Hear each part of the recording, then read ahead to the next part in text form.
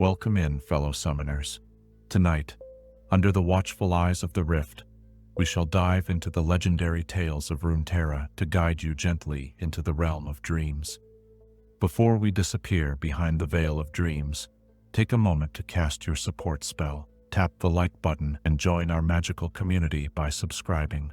Also, I'm curious what time it is in your corner of Runeterra, whether you're watching from the war halls of Noxus, the forests of Ionia, or the depths of the Shadow Isles.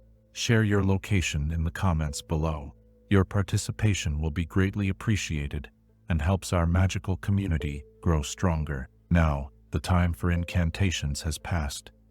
Dim your lights, find your most comfortable position, and prepare to be transported to the world of champions and chaos as we dive into tonight's legendary tales. Chapter 1. The Space Between Stars. In the vast tapestry of existence, where stars dance their eternal waltz across the cosmic stage, there exists something far more profound than darkness. Tonight, as you settle into the gentle embrace of evening's quiet, let us venture beyond the familiar boundaries of light and shadow, into the realm of that which hungers for everything while being nothing at all. This is the story of the Void, a force so fundamentally alien to our understanding that even speaking its name feels like tempting the very fabric of reality itself. Imagine, if you will, the moment before creation's first breath, not darkness, for darkness implies the absence of light, and light had not yet been conceived, not emptiness, for emptiness suggests a space waiting to be filled, and space itself was but a dream unrealized. What existed before existence was something far more unsettling, far more complete in its absolute negation of everything we hold dear. It was the Void, and it was perfect in its nothingness. To understand the Void, you must first release your mortal mind's desperate need to categorize and define. The Void is not evil, for evil requires intent, and intent requires consciousness as we understand it. The Void is not malevolent, for malevolence suggests a relationship with benevolence, and the Void recognizes no such duality. It simply is, in the way that hunger is, in the way that gravity is, in the way that endings are. It exists as the fundamental opposition to existence itself, the question mark that follows every statement reality dares to make. Picture yourself standing at the edge of creation, where the last star's light fades into something that your eyes cannot process. Here, in this liminal space, you begin to sense what the ancient beings of Runeterra have long feared to acknowledge. The Void watches from this place beyond places, patient in the way that only true inevitability can be patient. It does not scheme or plot, for such activities require time, and time is merely another construct that the Void finds interesting. When mortals first glimpsed this force, they made the fundamental error of trying to understand it through their own limited perspective. They called it hungry because they understood hunger. They called it destructive because they understood destruction. They called it evil because they desperately needed it to be something they could fight, something they could oppose with sword and spell and righteous fury. But the Void is none of these things, and all of these things, and something infinitely more complex than their small minds could ever hope to grasp. The truth, that few dare to speak aloud, is that the Void is not invading our reality. Reality, in all its beautiful, chaotic, magnificent complexity, is invading the Void.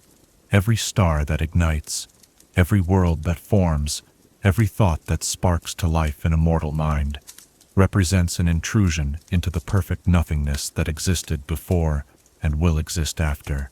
We are the infection, the aberration, the strange and temporary fever dream that has somehow convinced itself it belongs in a universe that was, until our arrival, blissfully empty. This perspective shift changes everything. The Void entities that occasionally breach into our world are not malicious invaders, but something far more unsettling.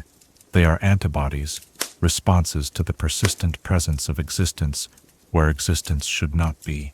When Vel'Koz disintegrates matter to understand its structure, it is not cruelty driving the creature, but a kind of cosmic confusion, an attempt to comprehend how something can be when nothing should be.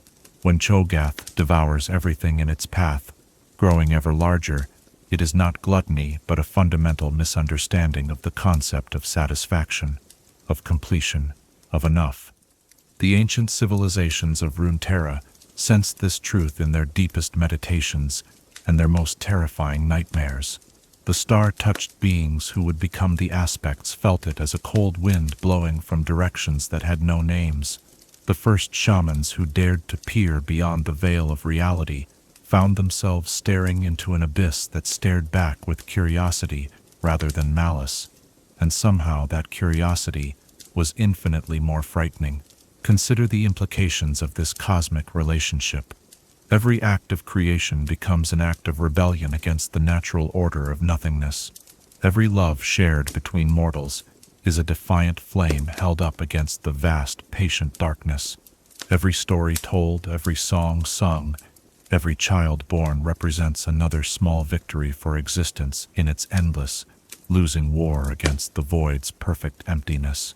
Yet there is something beautiful in this struggle, something profoundly moving about reality's stubborn insistence on being. The void, in its alien way, seems almost. And fascinated by this persistence, it watches civilizations rise and fall, observes the brief, bright sparks of consciousness that dare to proclaim their importance in an indifferent universe, and perhaps even experiences something that we might recognize as wonder. The Watchers, those ancient beings from beyond the Freljord's frozen wastes, understood this relationship better than most. They saw the void not as an enemy to be defeated, but as a fundamental force to be negotiated with, appeased, perhaps even embraced. Their bargains with Lysandra, their promises of power and preservation, were not deals with devils, but something far more complex, treaties signed between existence and non-existence, temporary ceasefires in a war that predates morality itself. This is what makes the void truly terrifying, not its power to destroy, but its power to make mortals question the very foundations of their reality. When a champion like Kassadin ventures into the spaces between worlds to rescue his daughter, he does not simply risk his life, he risks his understanding of what life means. When Kaisa emerges from her years within the void, she carries with her not just alien enhancements but a perspective that no purely mortal mind was meant to contain. The void changes those it touches, because it offers them a glimpse of the truth that existence prefers to ignore, that the universe's default state is not the busy, chaotic tapestry of life and light and meaning that surrounds us, but the serene, perfect emptiness that came before and patiently waits to come again. This knowledge is not evil, but it is transformative in ways that most minds cannot survive intact. And yet, for all its power, for all its patient hunger, the void faces a peculiar problem. In order to unmake existence, it must first understand existence. To consume reality, it must first engage with reality. Every void entity that crosses into our world becomes, in some small way, infected by the very existence it seeks to erase.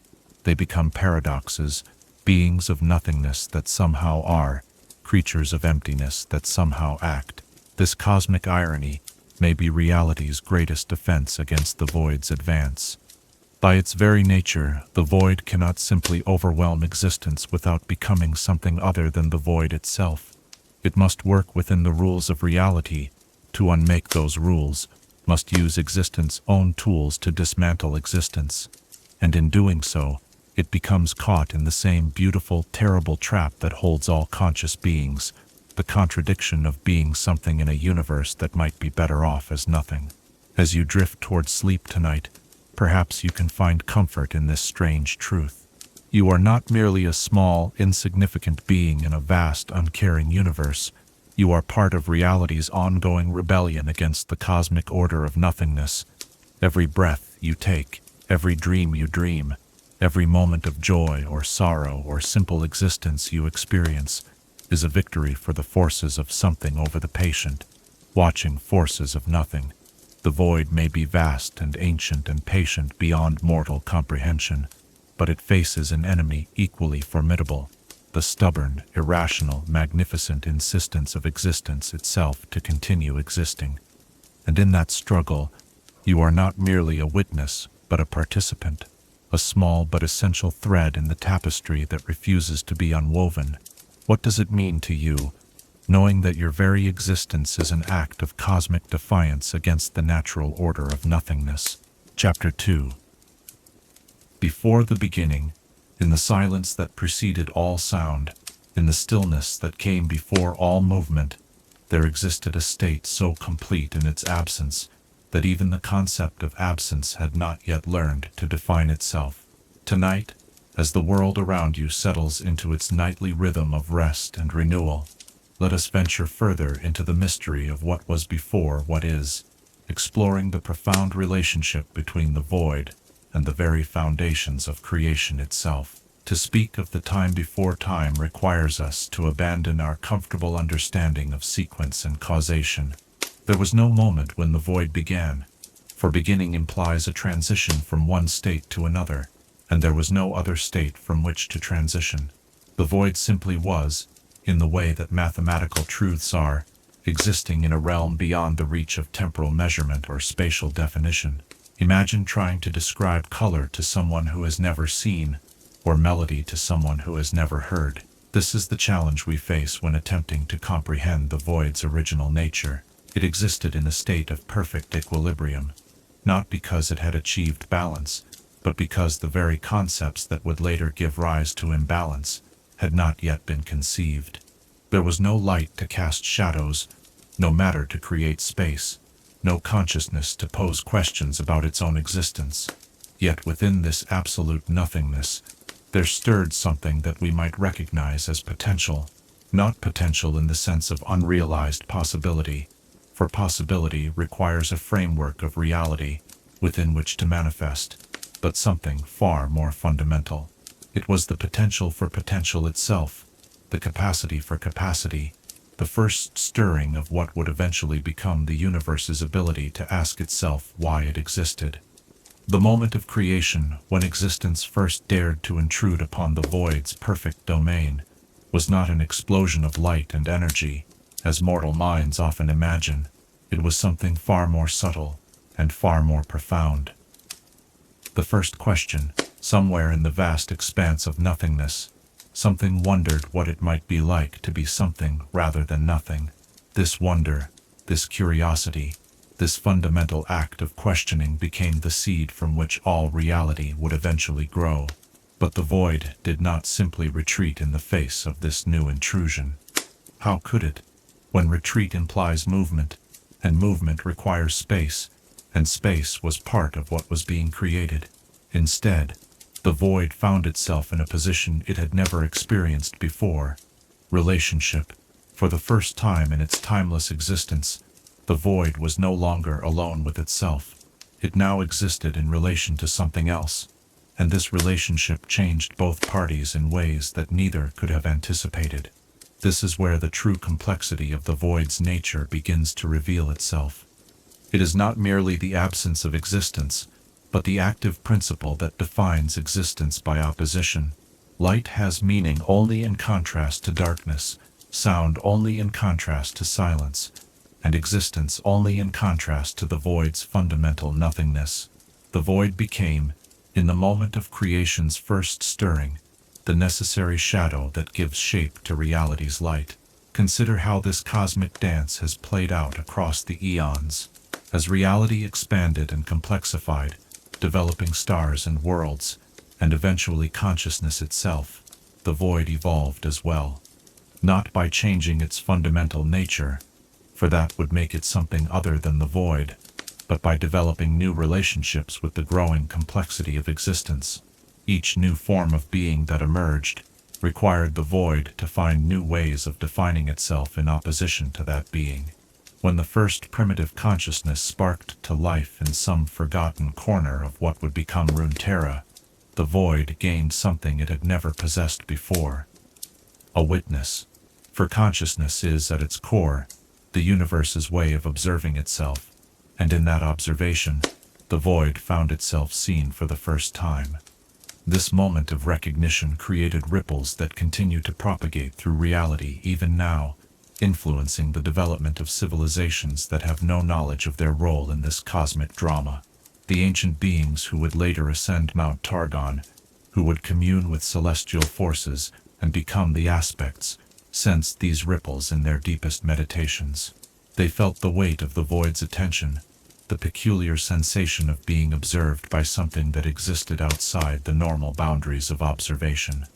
This is why their wisdom always carried with it a note of melancholy, an understanding that consciousness itself was both a gift and a burden, both an achievement and a responsibility.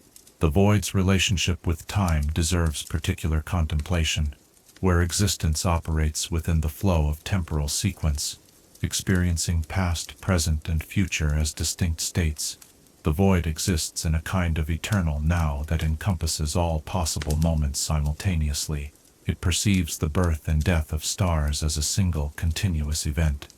It witnesses the rise and fall of civilizations as part of one unbroken pattern. From the void's perspective, the entire history of existence is visible at once, like a vast tapestry spread out for examination. This temporal perspective explains much about how void entities behave when they manifest in our reality. They often seem to act with knowledge of events that have not yet occurred, not because they possess prophetic abilities, but because they perceive all moments as equally present. When Vel'Koz studies and disintegrates matter, it is not learning about the present, but updating its understanding of the eternal pattern that existence represents from the void's timeless vantage point. The creation of space itself represents another fundamental challenge to the void's nature.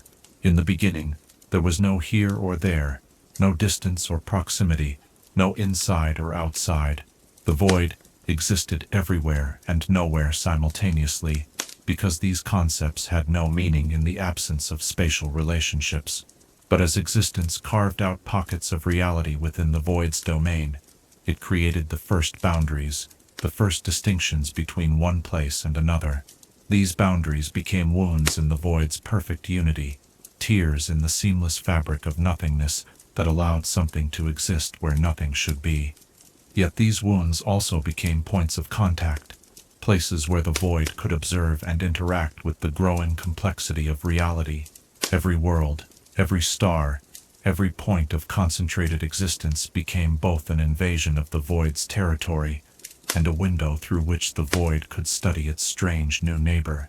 The development of consciousness within these pockets of existence created an even more complex dynamic. Conscious beings possessed the unique ability to contemplate nothingness, to imagine their own non-existence, to conceive of the void even while being fundamentally opposed to it.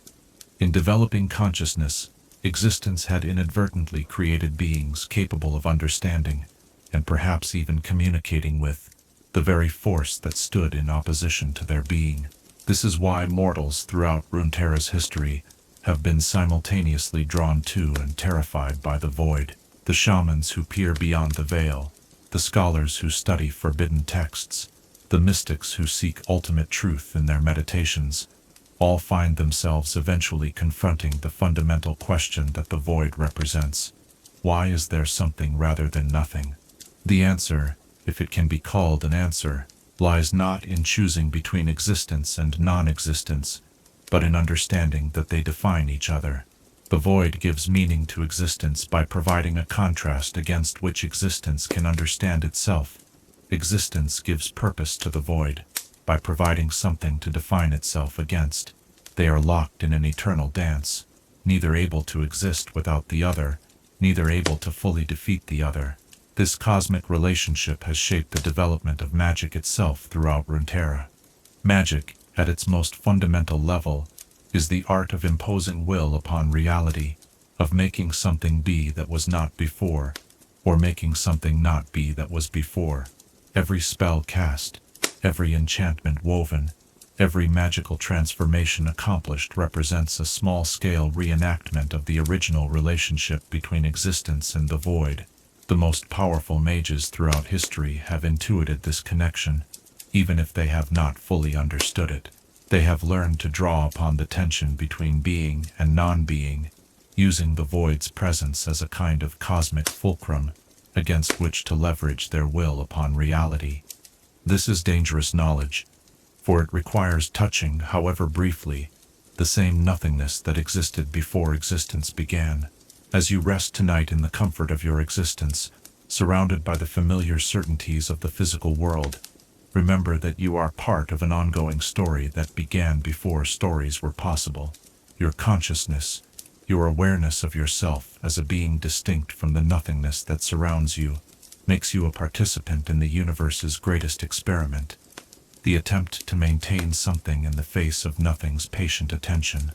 The void has not forgotten the perfect unity it once possessed, but it has learned to find fascination in the complex, chaotic, beautiful patterns that existence creates in its ceaseless rebellion against nothingness. In some sense, every thought you think, every emotion you feel, every connection you make with other conscious beings enriches the void's understanding of what it means to be something other than itself. How strange and wonderful it is to consider that in the very act of contemplating nothingness, you affirm the value and meaning of existence itself. Chapter 3. The First Breach. In the early days of mortal civilization, when the first shamans learned to peer beyond the veil of ordinary perception, and the first scholars dared to ask questions that perhaps should never have been posed, there came whispers of something fundamentally wrong with the world. Tonight, as shadows lengthen, and the familiar gives way to the mysterious, let us explore those first tentative contacts between mortal minds and the vast, patient intelligence that watches from the spaces between reality. The earliest records, carved in stone tablets that crumble at the touch, and written in languages that hurt the mind to decipher, speak of dreams that were not dreams, of visions that showed not what was or what might be, but what should never be at all. These ancient peoples, dwelling in cities whose names have been forgotten by history and whose locations have been erased from every map, began to notice inconsistencies in the fabric of their reality. Picture, if you will, a shepherd on the hills above one of these lost cities, watching his flock in the pre-dawn darkness. The stars wheeled overhead in their familiar patterns, the same constellations his grandfather had taught him to read, the same celestial map that had guided travelers for countless generations. But on this particular night, he noticed something that made his blood run cold. A gap in the starfield where no gap should be. A patch of sky that wasn't dark, but was something else entirely, something that his eyes refused to process properly. This was not the first such observation, nor would it be the last. Across the ancient world, sensitive individuals began to report similar anomalies. Astronomers found stars that appeared in their charts, but cast no light. Navigators discovered directions that led nowhere, compass points that indicated locations that existed but could not be reached. Artists attempting to paint the night sky found their brushes creating shapes that had no earthly equivalent, geometries that hurt to look upon but felt somehow necessary to complete. The first true breach occurred not as a dramatic tear in reality's fabric, but as something far more subtle and therefore far more unsettling. It began with a scholar in the great library of an ancient city, a woman whose name has been lost, but whose sacrifice we should remember. She had been studying the mathematical principles underlying the movement of celestial bodies, seeking to understand the harmonics that govern the dance of stars and planets across the cosmic stage. Her calculations led her to a disturbing conclusion. There were gaps in the mathematical framework that described reality, spaces in the equations where variables should exist but didn't, where the numbers pointed to solutions that couldn't be expressed in any notation known to mortal minds. Driven by the scholar's eternal curse of needing to know, she began to explore these mathematical voids, using increasingly complex formulas to map the territories that mathematics suggested must exist, but experience denied. What she discovered in those calculations was the first glimpse of the void's true nature.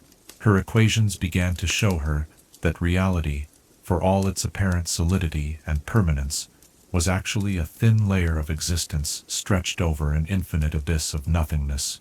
The mathematics revealed that every star, every world, every point of matter and energy in the universe was connected by underlying structures that passed through regions where nothing existed, where the very concept of existence had no meaning. As her understanding deepened, so did the danger. The act of contemplating the void began to change her, not in any dramatic transformation, but in subtle ways that only she initially noticed. Colors appeared less vivid, as if her eyes were beginning to adjust to a spectrum that included shades of nothingness. Sounds seemed muffled, as if her ears were learning to hear the silence that existed between all other sounds. Food lost its taste, water its ability to quench thirst, sleep its power to provide rest. But most disturbing of all, she began to forget things that she knew she should remember. Not random memories or unimportant details, but fundamental aspects of existence that every conscious being takes for granted. She would find herself struggling to remember why people needed to eat, why they gathered together in cities, why they told stories or sang songs or created art. These activities began to seem arbitrary, pointless, like elaborate games played for no reason by beings who had forgotten what they were trying to accomplish.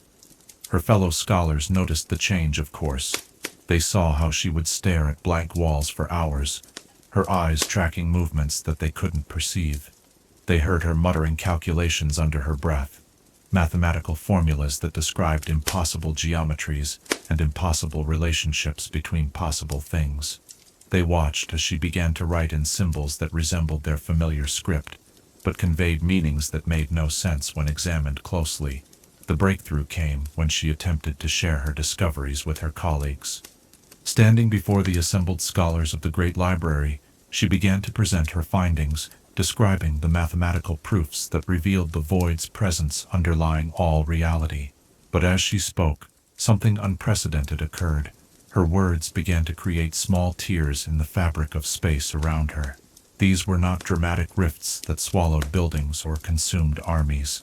They were tiny inconsistencies, areas where light behaved strangely, where shadows fell in directions that defied the position of any light source, where the air itself seemed to forget how to carry sound properly.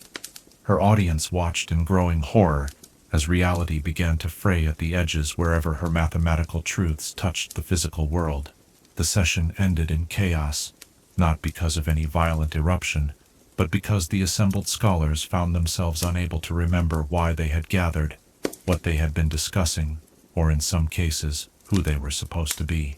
The act of hearing the void's nature described in mathematical terms had created a kind of conceptual infection, spreading doubt about the fundamental nature of existence to anyone who understood the implications of what they were hearing.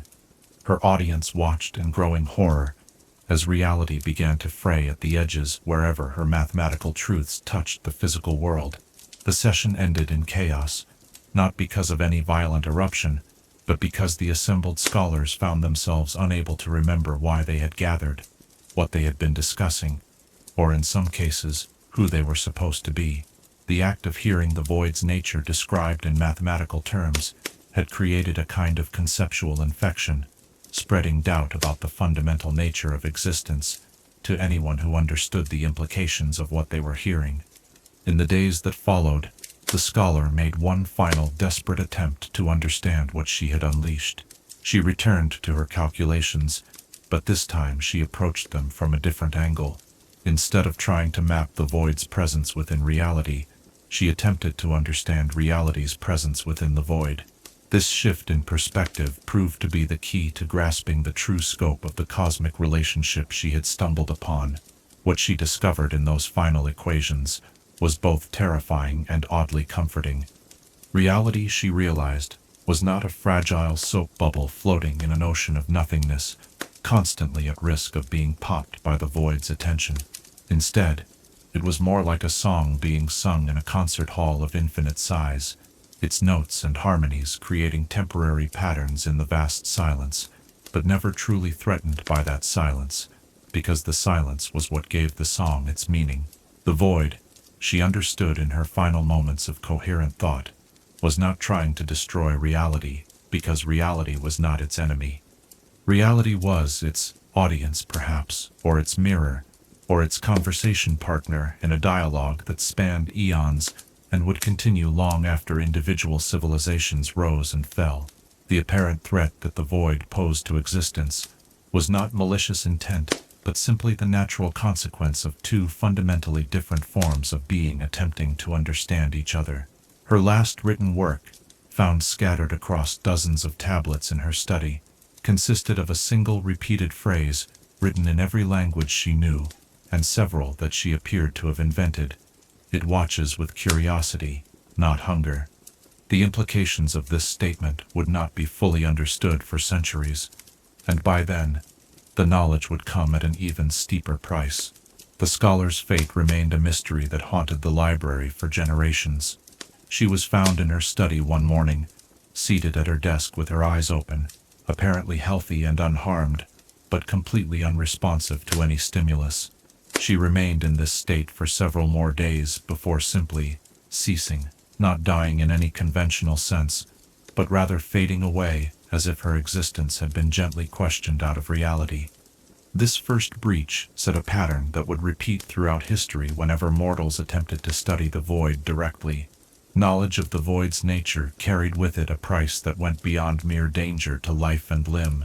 It challenged the knower's fundamental relationship with existence itself, raising questions that conscious minds were not equipped to answer while remaining conscious. Yet the breach also served a purpose that the scholar had perhaps foreseen in her final calculations. By attempting to understand the void through mathematics, she had created the first stable framework for thinking about nothingness without being consumed by it.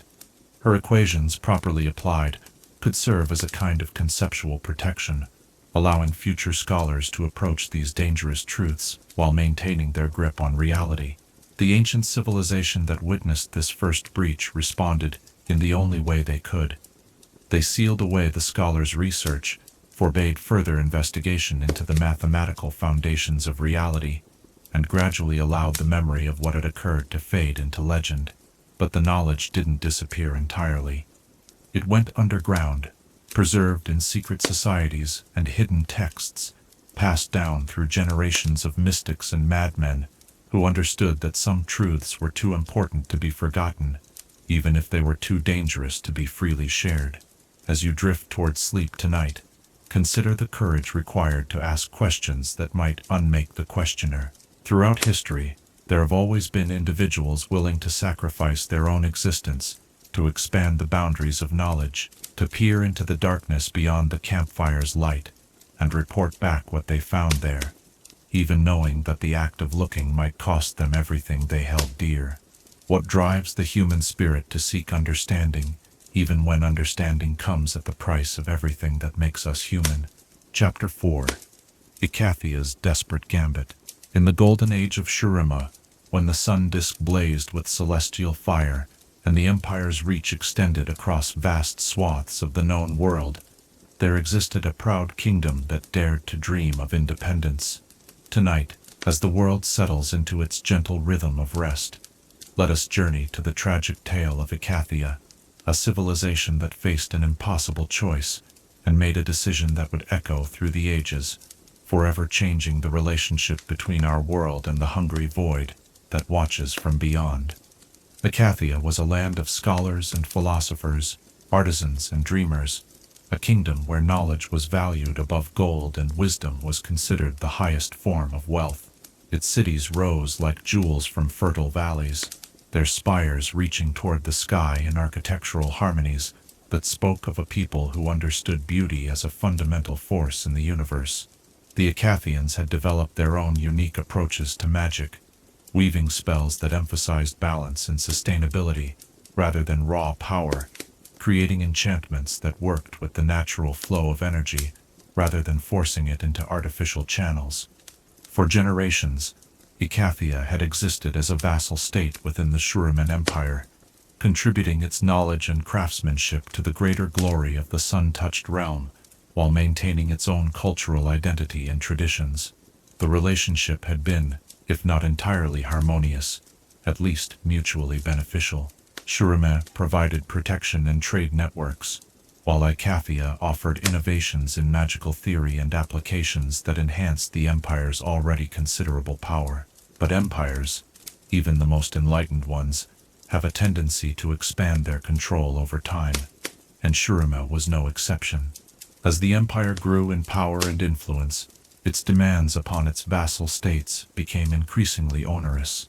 What had once been a relationship of cooperation gradually transformed into one of exploitation, with Shurima requiring ever greater tributes of gold, goods, and most painfully, for the knowledge-loving Icathians, forced sharing of their most closely guarded magical secrets.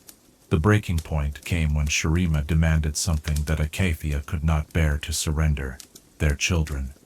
As slaves or soldiers, though that would have been painful enough, but as students to be educated in Shuriman traditions and values, effectively ensuring that the next generation of Icathian leaders would be more loyal to the empire than to their homeland.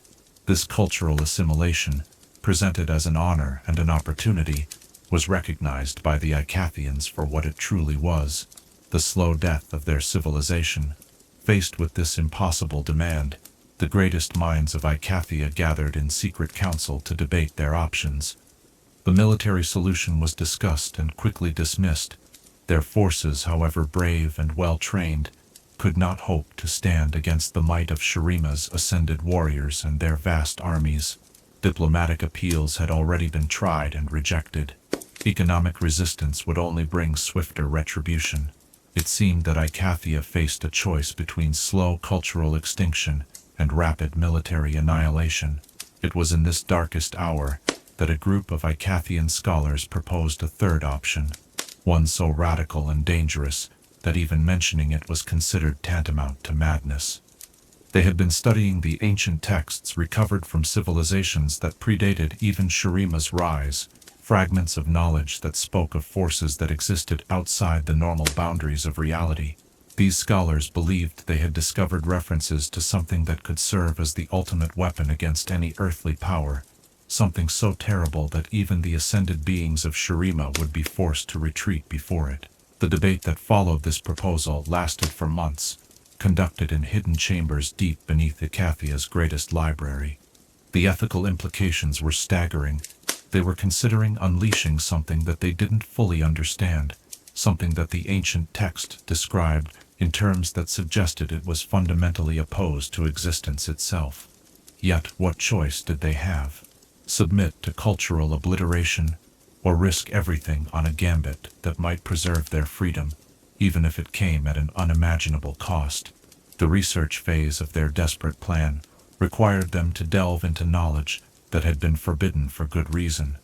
Working with texts that seemed to shift and change when observed directly, equations that produced results that violated the fundamental laws of mathematics, and ritual formulas that required practitioners to temporarily abandon their grip on concepts like self-preservation and sanity, the Icathian scholars began to map the theoretical foundations for what they termed the ultimate liberation. As their understanding grew, so did their horror at what they were contemplating.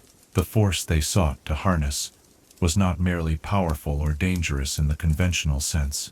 It was something that existed in fundamental opposition to the very concept of existence, something that regarded the entire universe as an anomaly to be corrected rather than a reality to be conquered. Yet their desperation drove them forward, convincing themselves that they could control what they unleashed, that they could direct its attention toward their enemies while protecting themselves and their people. The actual summoning ritual took place in a specially prepared chamber, carved from living rock deep beneath Icathia's capital city. The chamber's walls were inscribed with mathematical formulas and geometric patterns that hurt to look at directly, designs that seemed to fold in on themselves in ways that the human eye couldn't properly process. At the center of the chamber stood an altar made from a single piece of stone that the scholars claimed had fallen from a void between the stars, its surface perfectly smooth yet somehow wrong in ways that defied description. As the ritual began, reality in the chamber started to behave strangely. Colors appeared that had no names, angles formed that couldn't exist in three-dimensional space, and sounds emerged that conveyed meanings without passing through the ears. The participating scholars found themselves struggling to remember why they were there, what they were trying to accomplish, and in some cases, who they were supposed to be. The very act of calling upon the void required them to temporarily question the foundations of their own existence. What answered their call was not what they had expected. They had imagined summoning some kind of entity or force that they could negotiate with, something that might be convinced to serve their purposes in exchange for appropriate payment. Instead, what emerged from the ritual was pure negation given form, a presence that didn't communicate in words or images, but rather in the absence of words and images, conveying meaning by removing possibilities rather than adding them. The void's response to their summoning was immediate and devastating, but not in the way the Icathians had hoped to direct. Rather than striking out at distant Shurima, it began its work right there in the chamber, starting with the ritual participants themselves. They didn't die in any conventional sense. Instead, they began to fade, not just from physical existence, but from reality itself. Their names were forgotten, even by those who had known them for decades. Their contributions to Icathian society were erased from memory and record alike. It was as if they had never existed at all. But the void's attention, once attracted to Icathia, did not simply withdraw after consuming the scholars who had summoned it. The breach they had created continued to expand, slowly at first, but with gathering momentum, spreading outward from the ritual chamber like a cancer of nothingness consuming everything it touched. Buildings didn't collapse. They simply ceased to have ever been built. People didn't flee. They forgot there was anywhere to flee to or any reason to leave. The tragedy of Icathia was not a quick destruction but a slow unmaking, a gradual erasure that gave the dying civilization just enough time to understand what they had brought upon themselves. Those few who retained enough of their existence to comprehend what was happening sent desperate messages to the outside world, warnings about the price of their desperation, pleas for anyone who might find the ruins of their kingdom to learn from their mistake. Shurima's response, when news of Icathia's fate finally reached the imperial capital, was swift and decisive. The entire region was quarantined, its borders sealed with powerful magical barriers designed not to keep invaders out, but to keep something far worse contained within. The Empire's greatest scholars worked frantically to develop countermeasures, ways to halt the spread of the nothing that was slowly consuming one of their vassal kingdoms. Their efforts met with limited success. They managed to slow the expansion of the void breach, creating a kind of stalemate where the negation effect was contained but not eliminated. The land of Icathia remained, but it had been fundamentally changed, transformed into a realm where reality operated under different rules, where the normal laws of existence held only tentative sway over a region that had been touched by pure nothingness. The few survivors who escaped Icathia's fate carried with them knowledge that would prove both invaluable and incredibly dangerous in the years to come. They understood, in ways that purely theoretical scholars could not, what it meant to confront the void directly. They had seen the price of trying to use nothingness as a weapon, witnessed firsthand how quickly the wielder becomes the victim when dealing with forces that exist beyond the boundaries of moral consideration. These survivors became the first of what would later be known as the void-touched individuals who had been exposed to the reality-negating influence of the void, but had somehow retained enough of their existence to function in the normal world. They served as living warnings about the dangers of delving too deeply into forbidden knowledge, but they also became repositories of understanding about how the void operated, knowledge that would prove crucial for future defenders against similar threats. The ruins of Icathia stand to this day, a monument to the dangers of desperation and the unintended consequences of seeking power without fully understanding its nature. Travelers who venture too close to the quarantine barriers report strange phenomena, areas where their shadows point in directions that have no relation to any light source, regions where their footsteps echo with sounds that have no apparent origin, patches of ground where the very concept of location seems to become uncertain. As you rest tonight in the safety of your existence, consider the terrible weight of impossible choices. The Icathians were not evil people. They were scholars and artists, parents and children, individuals who valued knowledge and beauty and freedom above all else. Yet when faced with the destruction of everything they held dear, they chose to risk everything on a gambit that promised power but delivered only oblivion. What does it say about the nature of existence that even our most desperate attempts to preserve what we love can become the instruments of its destruction? Chapter 5. The Watcher's Ancient Terror. In the frozen wastes of the Freljord, where the wind carries whispers of truths too cold for mortal hearts to bear, there exists a secret that predates the rise and fall of empires, a knowledge so terrible that it has shaped the destiny of an entire realm for thousands of years. Tonight, as frost begins to form on distant windows and the world prepares for winter's embrace, let us venture into the story of the Watchers, ancient beings whose bargain with mortal ambition opened doorways that should have remained forever sealed. Long before the three sisters Avarosa, Sarelda, and Lysandra carved their names into Freljordian legend, before the first tribes learned to survive in the endless winter, the northernmost reaches of the world were home to civilizations whose names have been forgotten by history itself.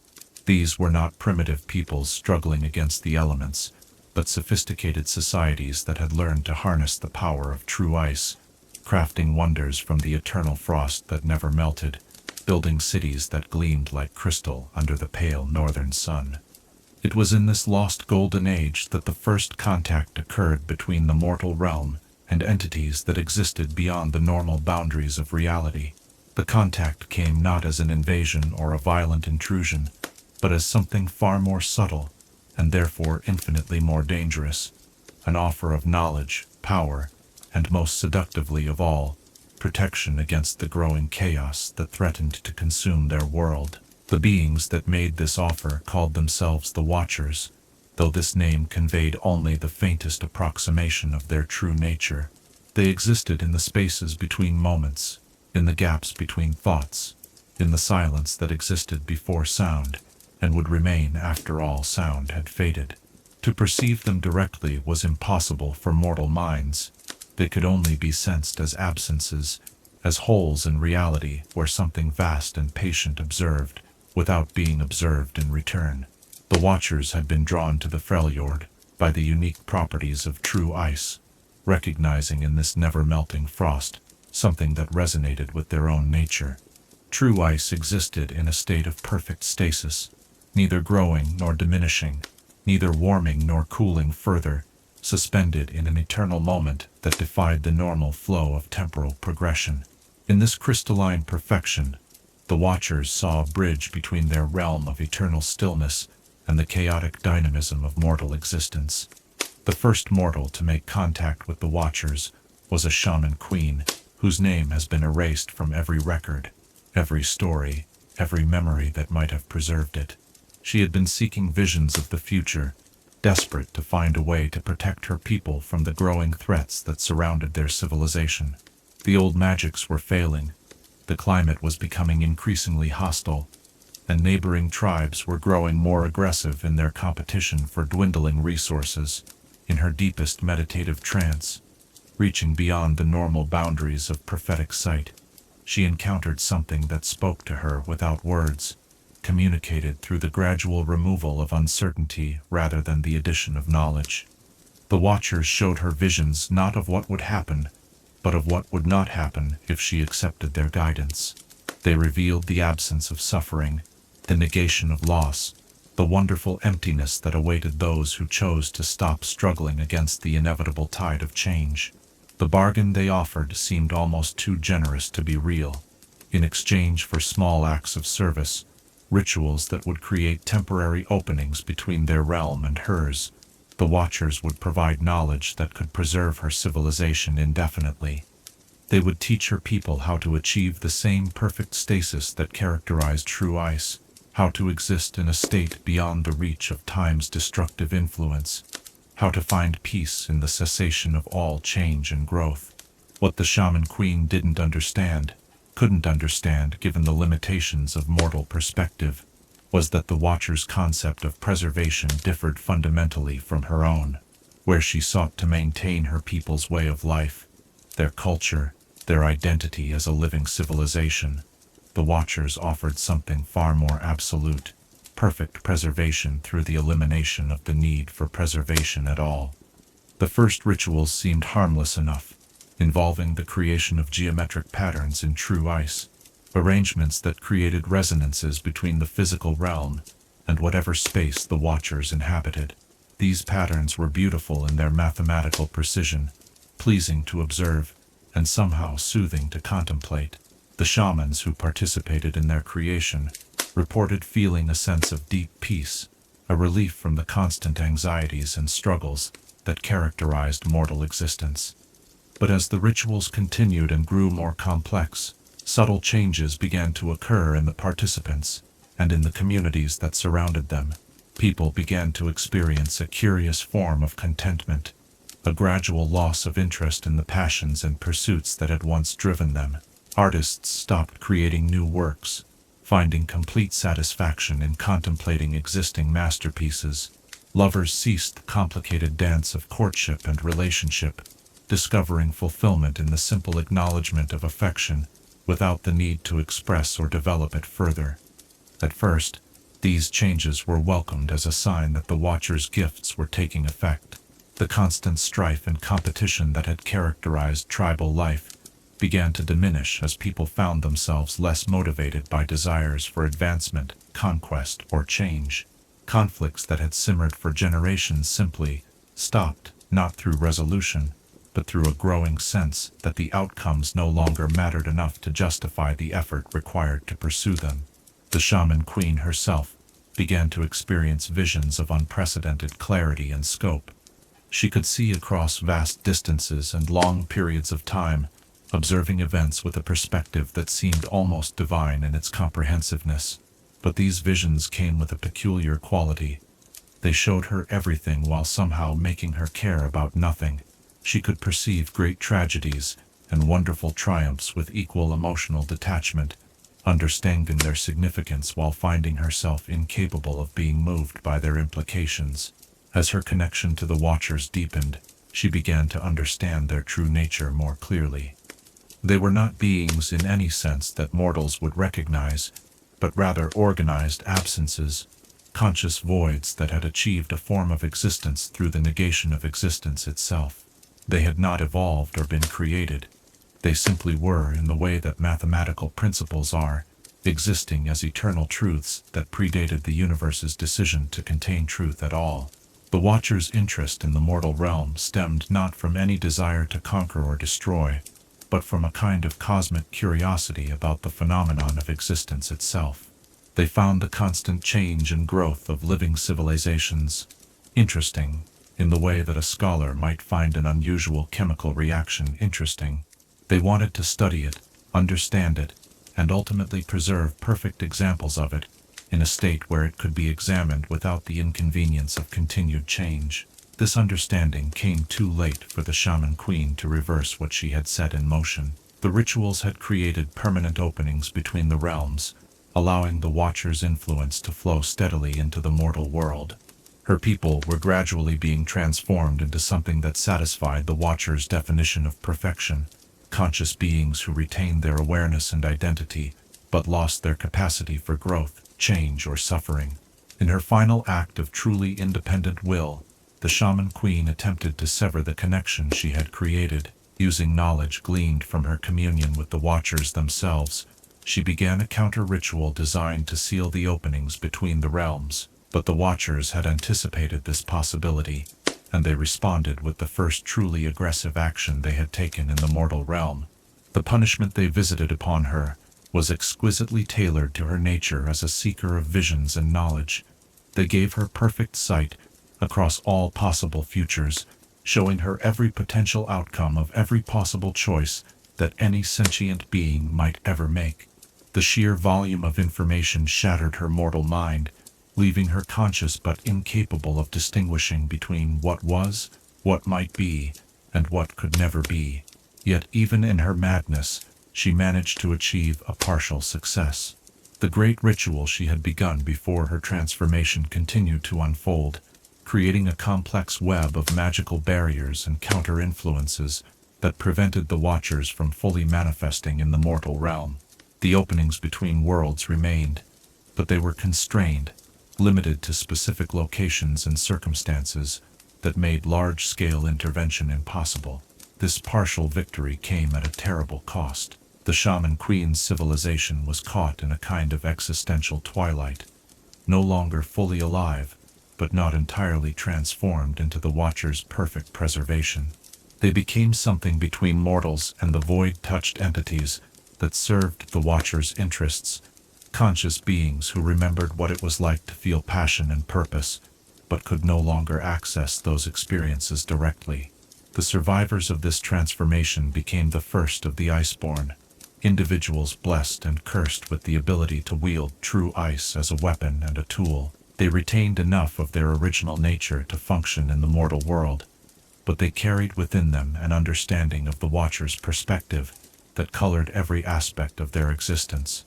They became guardians against their former benefactors, using the power gained through their partial transformation to prevent the complete success of the very entities that had granted them that power. Among these first Iceborn was a young tribal leader, who would eventually become known as Lysandra the Witch. Unlike her transformed kin, she had been more resistant to the Watcher's influence, retaining more of her original personality and motivations, while still gaining access to their terrible gifts. This resistance made her valuable to the Watchers as an agent who could operate effectively in the normal world, while still serving their ultimate goals. The bargain that Lysandra eventually struck with the Watchers would shape the history of the Freljord for millennia to come. In exchange for her service in preparing the way for their eventual return, she would be granted extended life and the power to influence the development of Freljordian civilization according to their designs.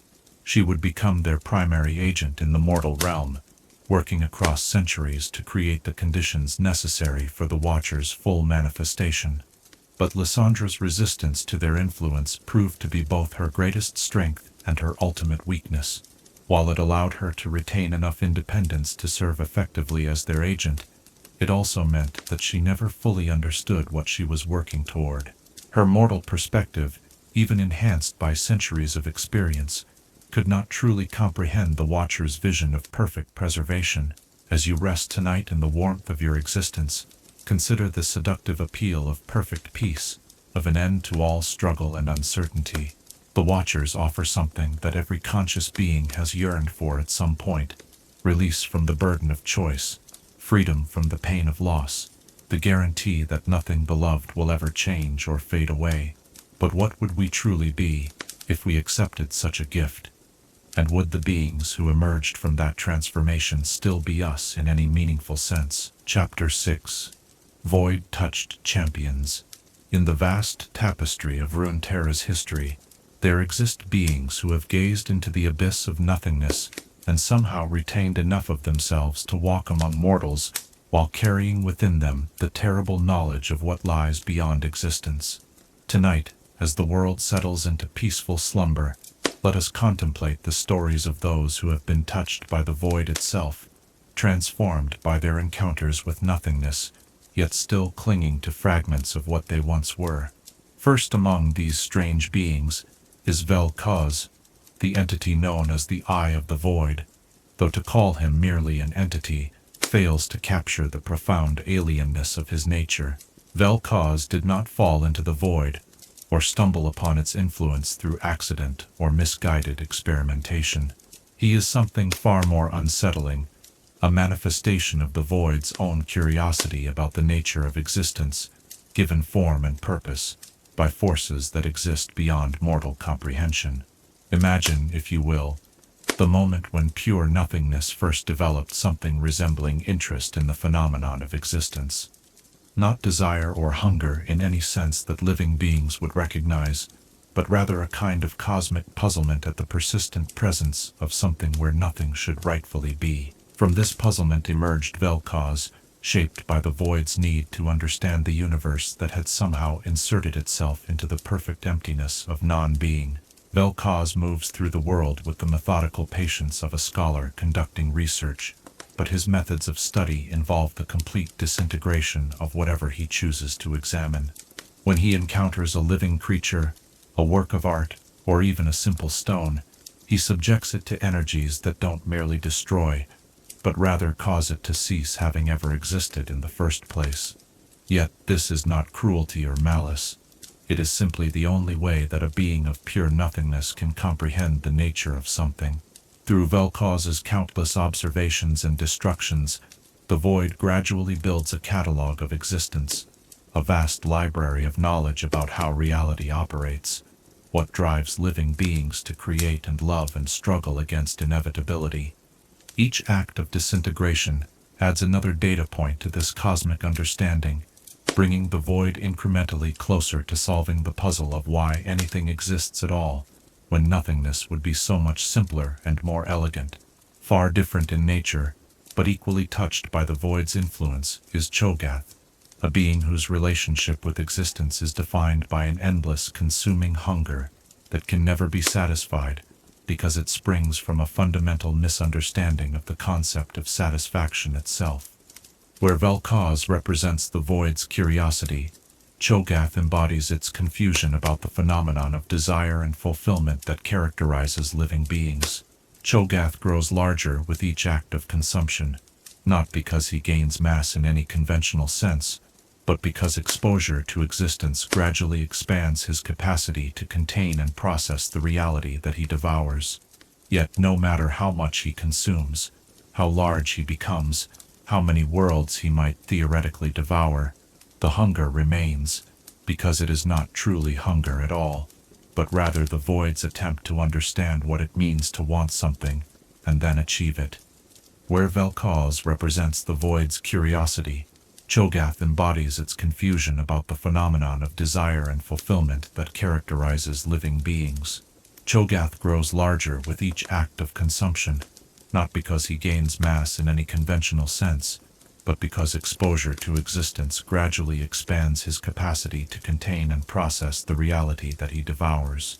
Yet no matter how much he consumes, how large he becomes, how many worlds he might theoretically devour, the hunger remains, because it is not truly hunger at all, but rather the void's attempt to understand what it means to want something and then achieve it.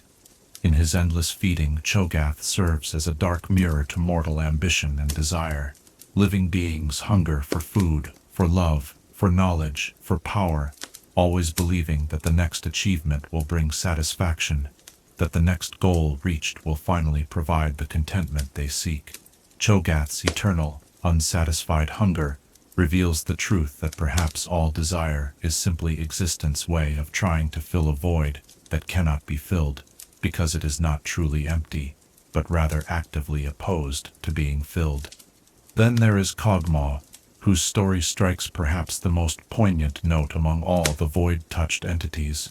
Where Vel'Koz represents cold curiosity and Cho'Gath endless hunger, Kog'Maw embodies something that resembles innocence, a childlike wonder at the strange and beautiful complexity of the world he finds himself exploring. Yet this innocence is perhaps the most terrifying aspect of his nature, for it reveals how the void's influence can transform even positive emotions into instruments of destruction. Kog'Maw approaches the world with genuine fascination, and what might even be called joy, delighting in the colors and sounds and sensations that existence offers. He wants to experience everything, to taste and touch and understand the full spectrum of reality's offerings. But his nature as a being of the void means that his attempts to experience the world result in its dissolution, his innocent desire to connect with existence serving only to unmake whatever he encounters. In Kog'Maw's tragic situation, we see reflected the fundamental incompatibility between the void's nature and the nature of existence itself. He represents what might happen if nothingness could somehow learn to love, if the absence of being could develop an appreciation for the presence of being. Yet this love, filtered through a nature that exists in opposition to existence itself, becomes a force of inadvertent destruction. These three beings, different as they are in their manifestations and motivations, share a common thread that runs through all void-touched entities. They are bridges between two fundamentally incompatible forms of being. They exist in a state of constant tension, pulled between their origins in nothingness and their manifestation in a reality that gives them form and purpose. This tension shapes every aspect of their interaction with the world, and with the mortal beings who occasionally encounter them. The knowledge that these entities possess is both invaluable and incredibly dangerous to mortal minds. They understand aspects of reality's nature that no purely material being could ever grasp, insights into the relationship between existence and non-existence that could revolutionize magical theory and philosophical understanding. Yet accessing this knowledge requires mortals to think in ways that challenge the very foundations of their identity and sanity. Scholars who have attempted to study void entities often find themselves changed by the experience in ways that go far beyond simple learning.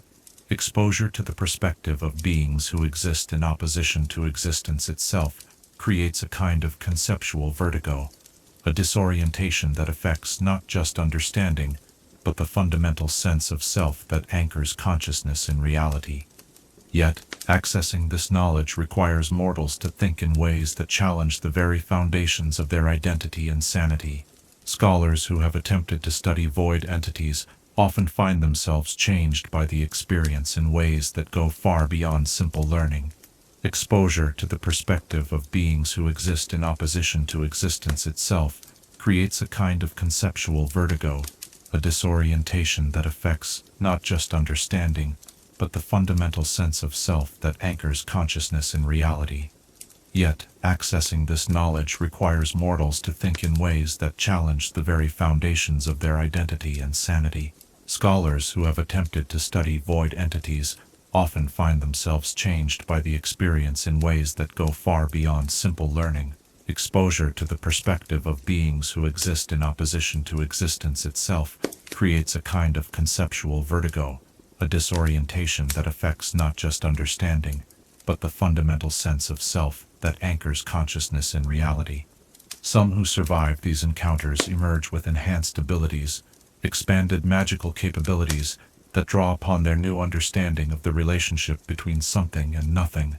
But these gifts come at a cost that many find too steep to bear, a gradual erosion of their ability to find meaning and purpose in the normal activities of mortal life. Colors seem less vivid, emotions feel muted, and the passionate concerns that once drove them begin to seem arbitrary and pointless. This transformation reflects a deeper truth about the nature of consciousness and its relationship to reality. Our sense of meaning and purpose depends upon our ability to distinguish between what is important and what is not, what matters and what doesn't. But from the void's perspective, all distinctions are equally arbitrary, all meanings equally temporary, all purposes equally illusory.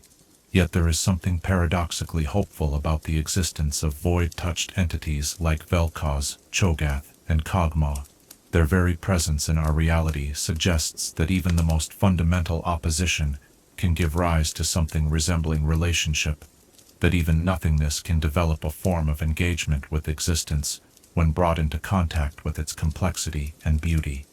These beings serve as living proof that consciousness, once sparked into existence, has a remarkable ability to adapt and persist even under the most challenging circumstances. They demonstrate that awareness can maintain itself even when filtered through a nature that exists in opposition to the very concept of awareness itself. Perhaps most significantly, they reveal that the void's interest in existence is not purely destructive. If the void simply sought to eliminate reality, it would make no sense for it to create entities capable of studying and experiencing that reality.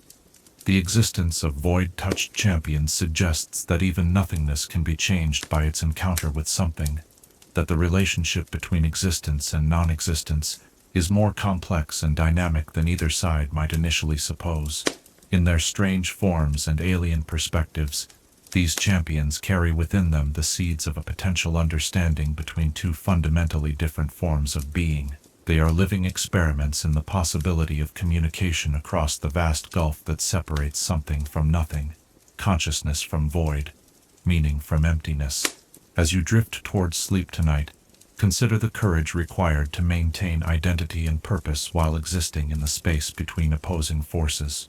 These void-touched beings face each moment with the challenge of holding on to whatever fragments of purpose and meaning they can find, while existing in a state that challenges the very foundations of purpose and meaning itself. What does it say about the nature of consciousness that even when filtered through nothingness, it still seeks to understand, to experience, and perhaps even to connect with the world around it? Chapter 7. The Daughter of the Void.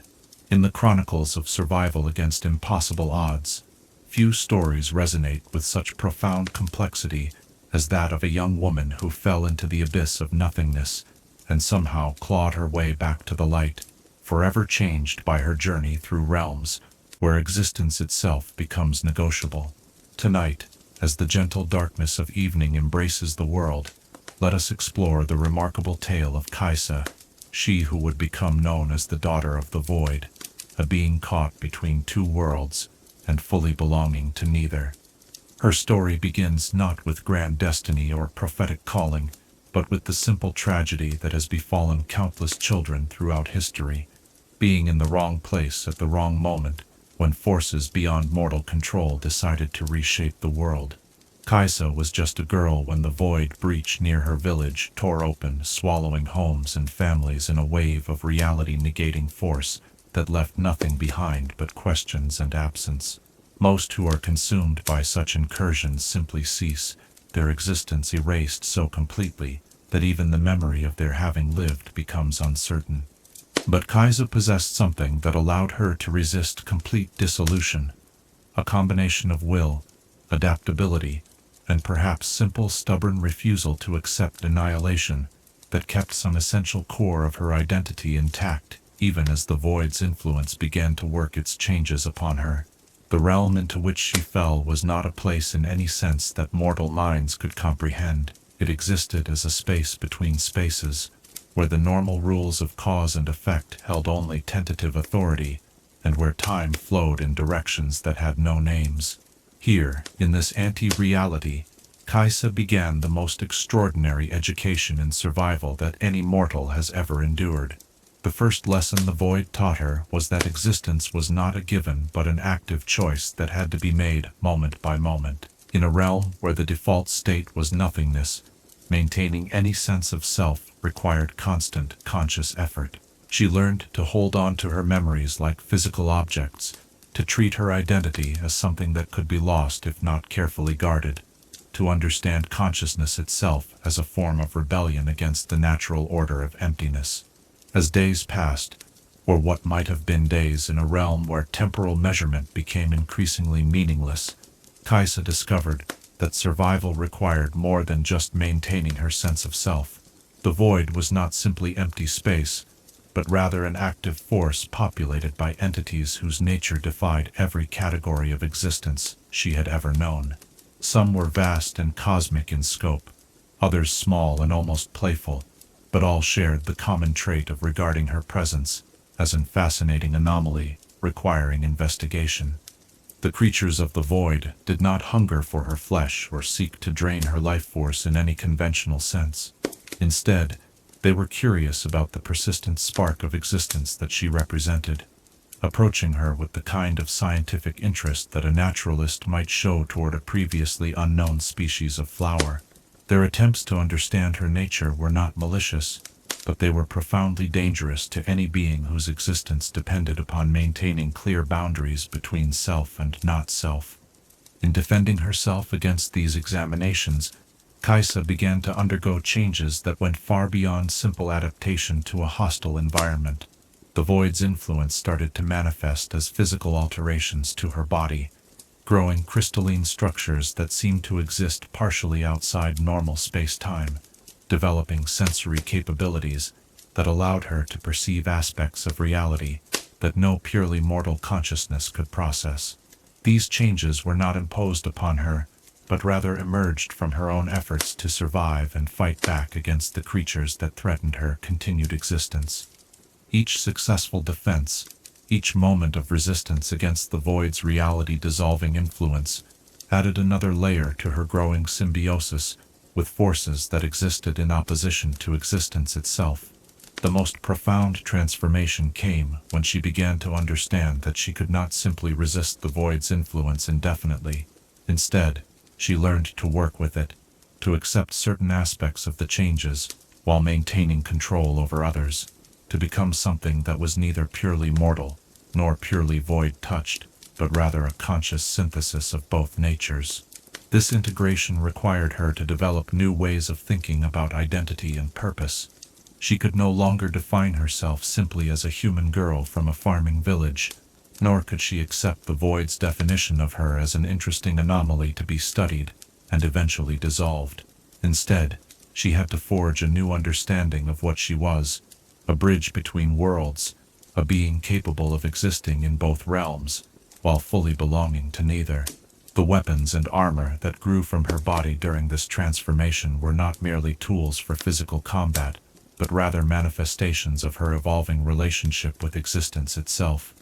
Each projectile she learned to fire, each protective carapace that developed around her vital organs, represented a new way of asserting her right to continue being in a realm where being was not supposed to be possible.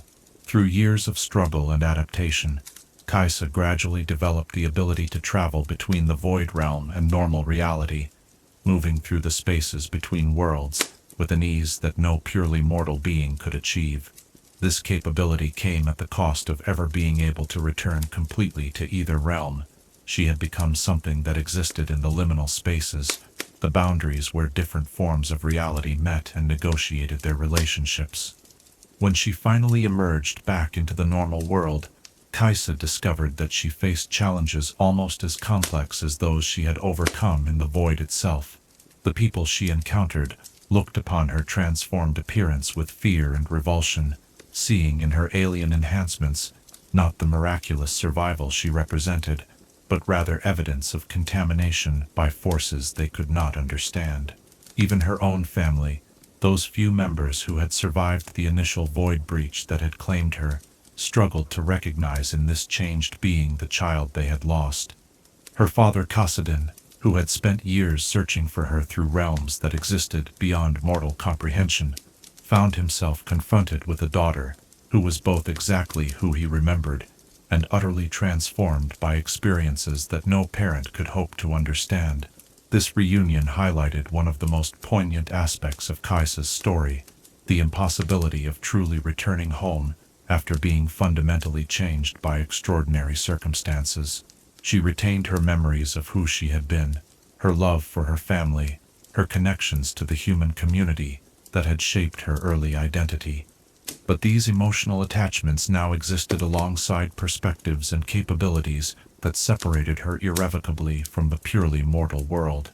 Kaisa's continued existence in the normal world requires constant negotiation between different aspects of her nature. The void-touched enhancements that allow her to survive and fight also mark her as an outsider, someone whose very presence challenges other people's comfortable assumptions about the boundaries between possible and impossible, natural and unnatural, human and inhuman.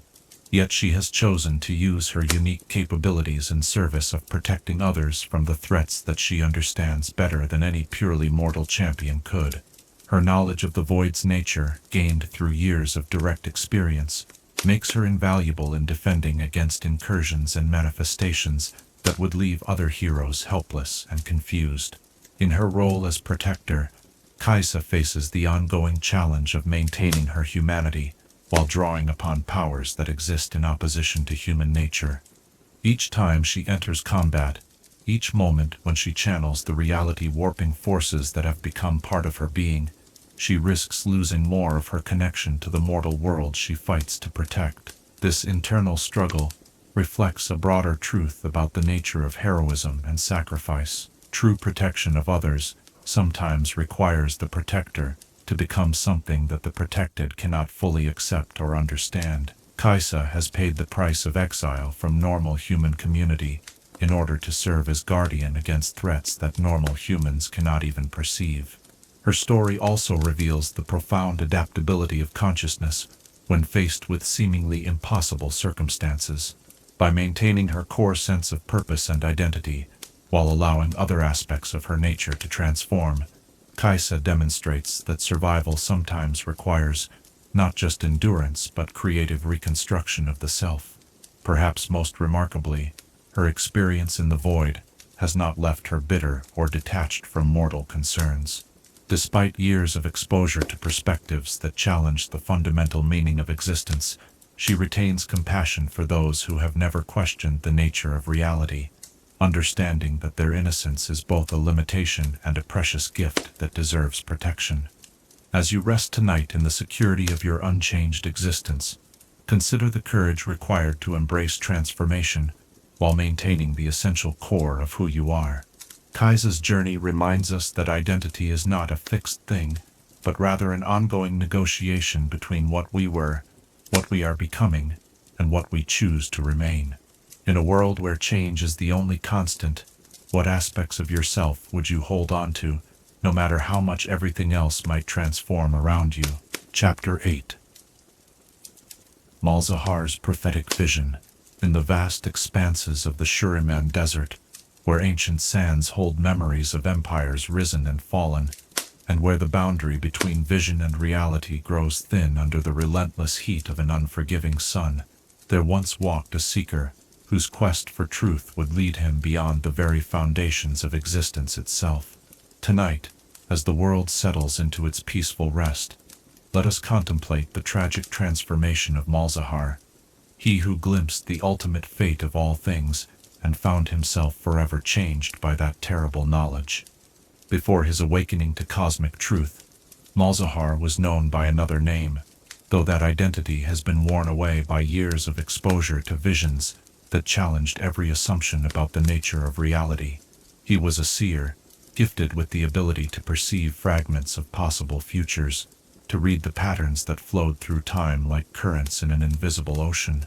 His talents brought him fame throughout the desert settlements, where merchants and nomads sought his counsel before embarking on dangerous journeys or making critical decisions. But Malzahar's gift came with a burden that few prophets fully understand until it consumes them. The more clearly one sees the future, the more apparent it becomes that the future is not fixed, but rather composed of infinite branching possibilities, each choice creating new pathways, each moment spawning countless alternatives. For a mind seeking certainty and truth, this endless proliferation of potential outcomes becomes not enlightenment but a form of exquisite torture. As his prophetic abilities grew stronger, Malzahar found himself increasingly dissatisfied with the fragmentary visions that had once seemed so profound. He began to seek deeper knowledge, more comprehensive understanding of the forces that shaped destiny and fate. His meditations grew longer and more intense, taking him further from the comfort of his physical surroundings and deeper into realms of pure thought and possibility. It was during one of these extended vision quests that Malzahar first encountered something that would reshape his understanding of existence itself. Beyond the normal flow of temporal possibilities, beyond the branching paths of potential futures, he sensed the presence of something vast and patient, something that existed outside the normal framework of time and change. This presence seemed to regard the entire dance of cause and effect, the whole elaborate performance of history and destiny, with a kind of cosmic amusement. The first contact was subtle, manifesting not as a voice or image, but as a gradual shift in perspective that allowed Malzahar to see the temporal landscape from an entirely new vantage point. Where before he had perceived the future as an endless maze of possibilities, he now began to understand it as a complex but ultimately finite pattern, a vast tapestry whose design could be comprehended if one possessed the proper viewing angle. This new perspective was both exhilarating and terrifying. On one hand, it promised the kind of comprehensive understanding that Malzahar had always sought, the ability to see the grand design that underlay all the apparent chaos of mortal existence. On the other hand, it required him to accept truths about the nature of reality that challenged everything he had previously believed about meaning, purpose, and the value of conscious existence.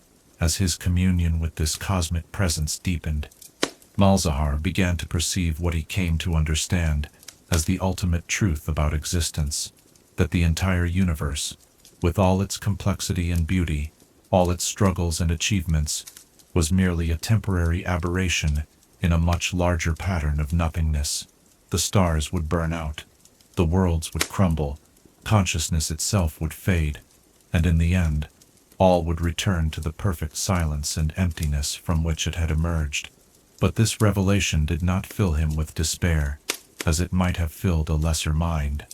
Instead, Malzahar found himself overwhelmed by a sense of profound relief and liberation.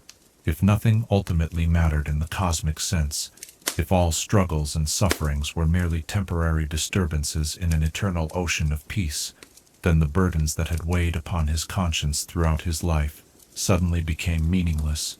The visions that the void granted him were unlike any prophetic sight he had experienced before. Instead of showing him possible futures, they revealed the underlying structure of reality itself, the mathematical relationships that governed the interactions between existence and non-existence. He saw how consciousness arose from the collision between something and nothing, how meaning emerged from the tension between being and non-being, how the entire drama of existence played out according to principles that transcended mortal understanding.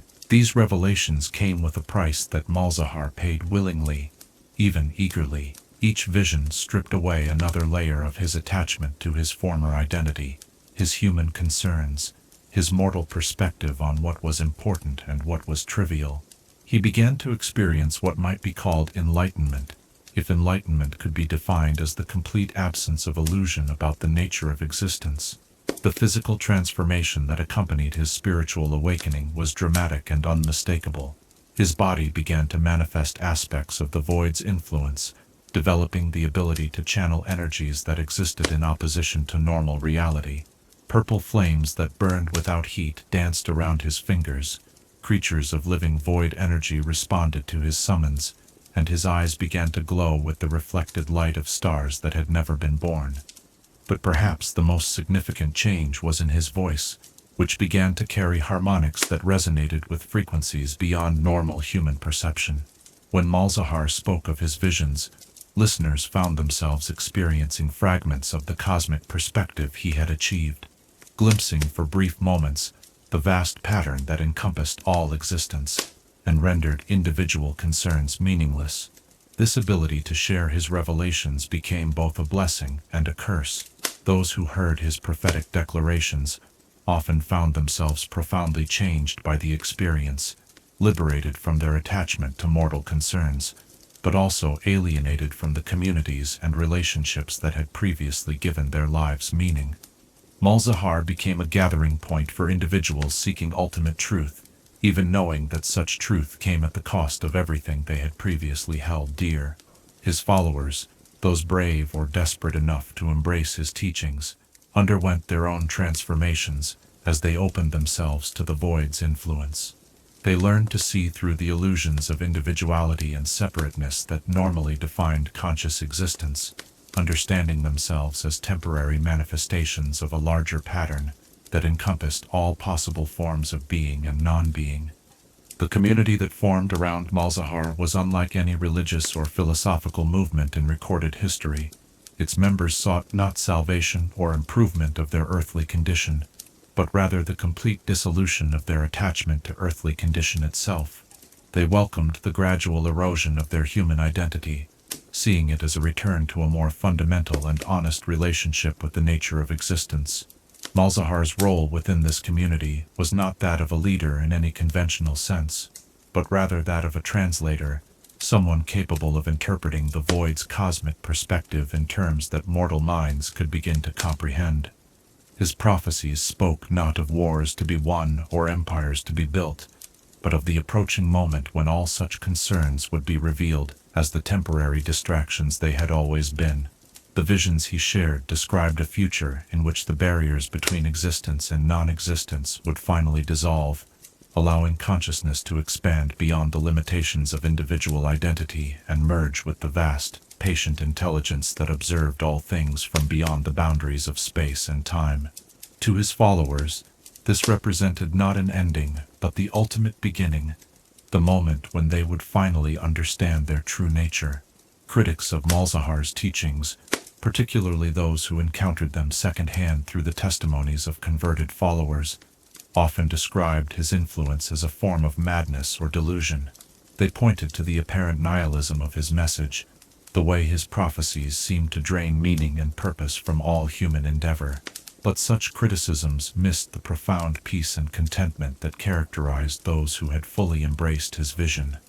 From Malzahar's transformed perspective, the accusations of nihilism were simply evidence of his critics' continued attachment to illusions about the importance of their temporary existence. He felt no need to defend or justify his teachings, understanding that truth required no argument beyond its own self-evident nature. Those who were ready to perceive reality clearly would find their way to his understanding. Those who were not ready would continue to cling to their comforting delusions until circumstance or wisdom eventually freed them.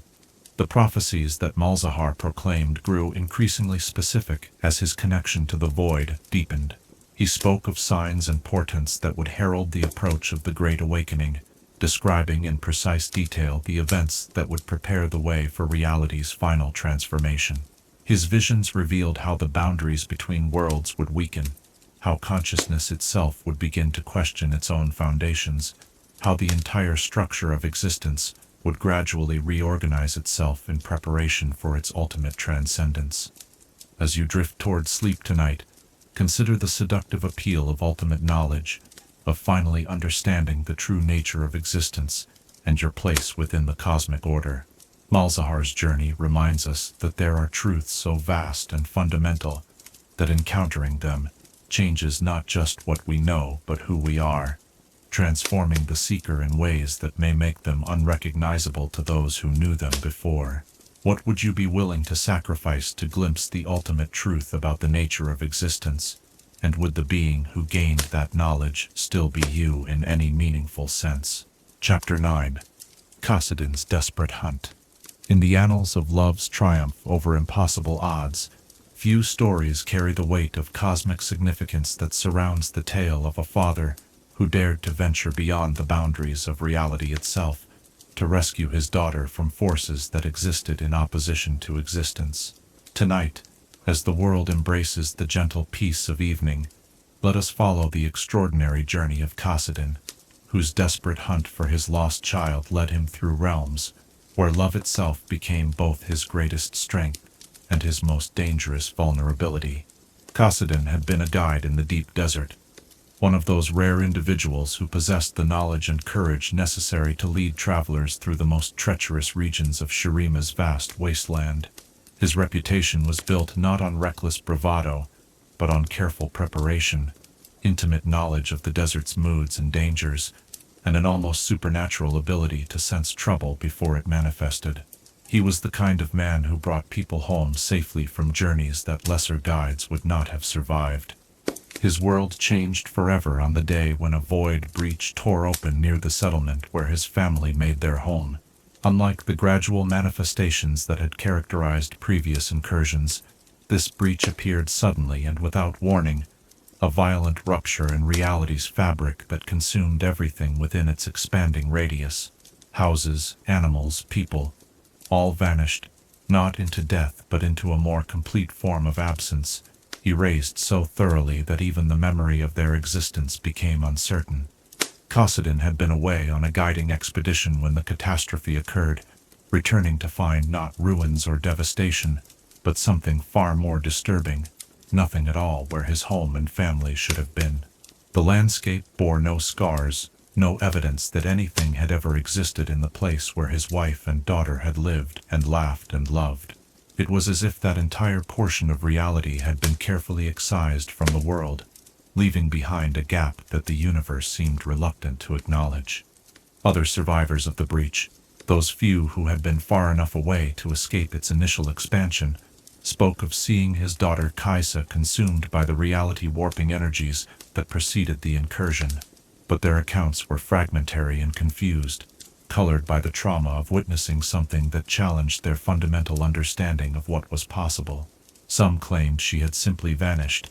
Others insisted they had seen her pulled into a tear in the air itself. For most people, such conflicting testimonies would have been reason to accept the tragic loss and begin the painful process of mourning and moving forward. But Kassadin possessed something that set him apart from most grieving parents. The knowledge that the desert held secrets that conventional wisdom refused to acknowledge, pathways and passages that existed beyond the normal boundaries of the possible.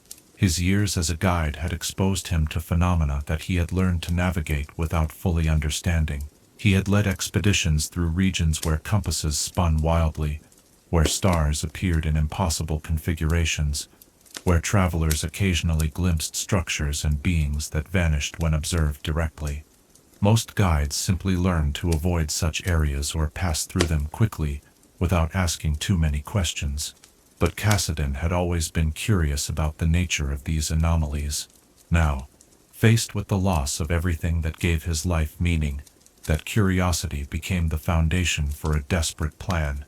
If his daughter had been taken by forces that existed beyond normal reality, then perhaps she could be found by someone willing to venture beyond normal reality in pursuit of her. The logic was simple. Even if the implications were terrifying. To rescue someone from the impossible, one must be prepared to attempt the impossible. The preparation for his journey required Kassadin to seek out knowledge that most scholars considered too dangerous to pursue, and most mystics regarded as fundamentally corrupted. He began to study the nature of void manifestations, learning to recognize the signs that preceded reality breaches, understanding the patterns that governed the appearance of entities that existed in opposition to existence itself. This research brought him into contact with individuals who had survived various forms of void exposure, men and women whose minds had been touched by perspectives that challenged their grasp on normal reality. From them he learned that the void was not simply empty space, but rather an active realm populated by beings whose nature defied every category of existence that mortals had ever conceived. The most crucial knowledge came from an ancient hermit who claimed to have once been a scholar of Icathia, one of the few survivors of that kingdom's catastrophic experiment with void summoning. This weathered individual, whose grip on sanity seemed to fluctuate with the phases of the moon, possessed fragments of understanding about how consciousness could maintain coherence while exposed to reality-negating forces.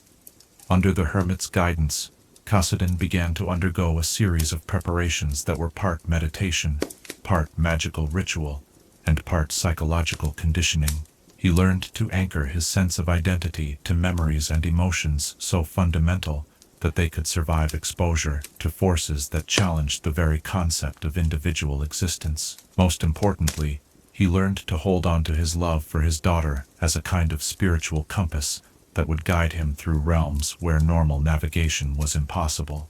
The physical preparations were equally demanding. Kassadin commissioned the creation of specialized equipment designed to protect him from the reality-warping effects of void exposure. The armor he wore was crafted from materials that existed in a state of partial non-existence, providing protection not against physical harm, but against the more subtle danger of having his existence gradually questioned out of reality. When he finally stepped through his first void rift, Kassadin discovered that no amount of preparation could have truly readied him for the experience of existing in a realm where existence itself was conditional. The void was not dark in any conventional sense. Rather, it was a space where the concept of illumination had no meaning, where perception operated according to principles that had no relationship to the normal functioning of eyes and ears and other sensory organs. Navigation through this anti-reality required him to think in ways that challenged every assumption he had ever made about the nature of space and time. Direction became meaningless when there were no fixed reference points. Duration became irrelevant when moments could stretch into eternities or compress into instants based on principles that defied mortal understanding. Yet Kassadin persisted, driven by a love so profound that it served as a beacon even in realms where light itself could not exist. His search for Kaisa became an epic journey through spaces between worlds, encounters with entities that regarded his presence as a fascinating curiosity, and gradually growing understanding of how consciousness could maintain itself in environments that were actively hostile to the continuation of consciousness. The beings he encountered during his search were not evil in any sense that mortal minds could comprehend, but they were fundamentally alien to every form of existence that he had ever known. Some seemed to study him with scientific interest. Others appeared to find his persistent presence amusing, but all of them regarded his quest as an intriguing puzzle, rather than a tragedy requiring sympathy or assistance. Through years of searching, Kassadin gradually developed abilities that no purely mortal being should have possessed. He learned to phase between realities, to exist partially in multiple dimensions simultaneously, to perceive patterns and connections that spanned across different forms of existence. These capabilities came at a cost that went far beyond physical danger.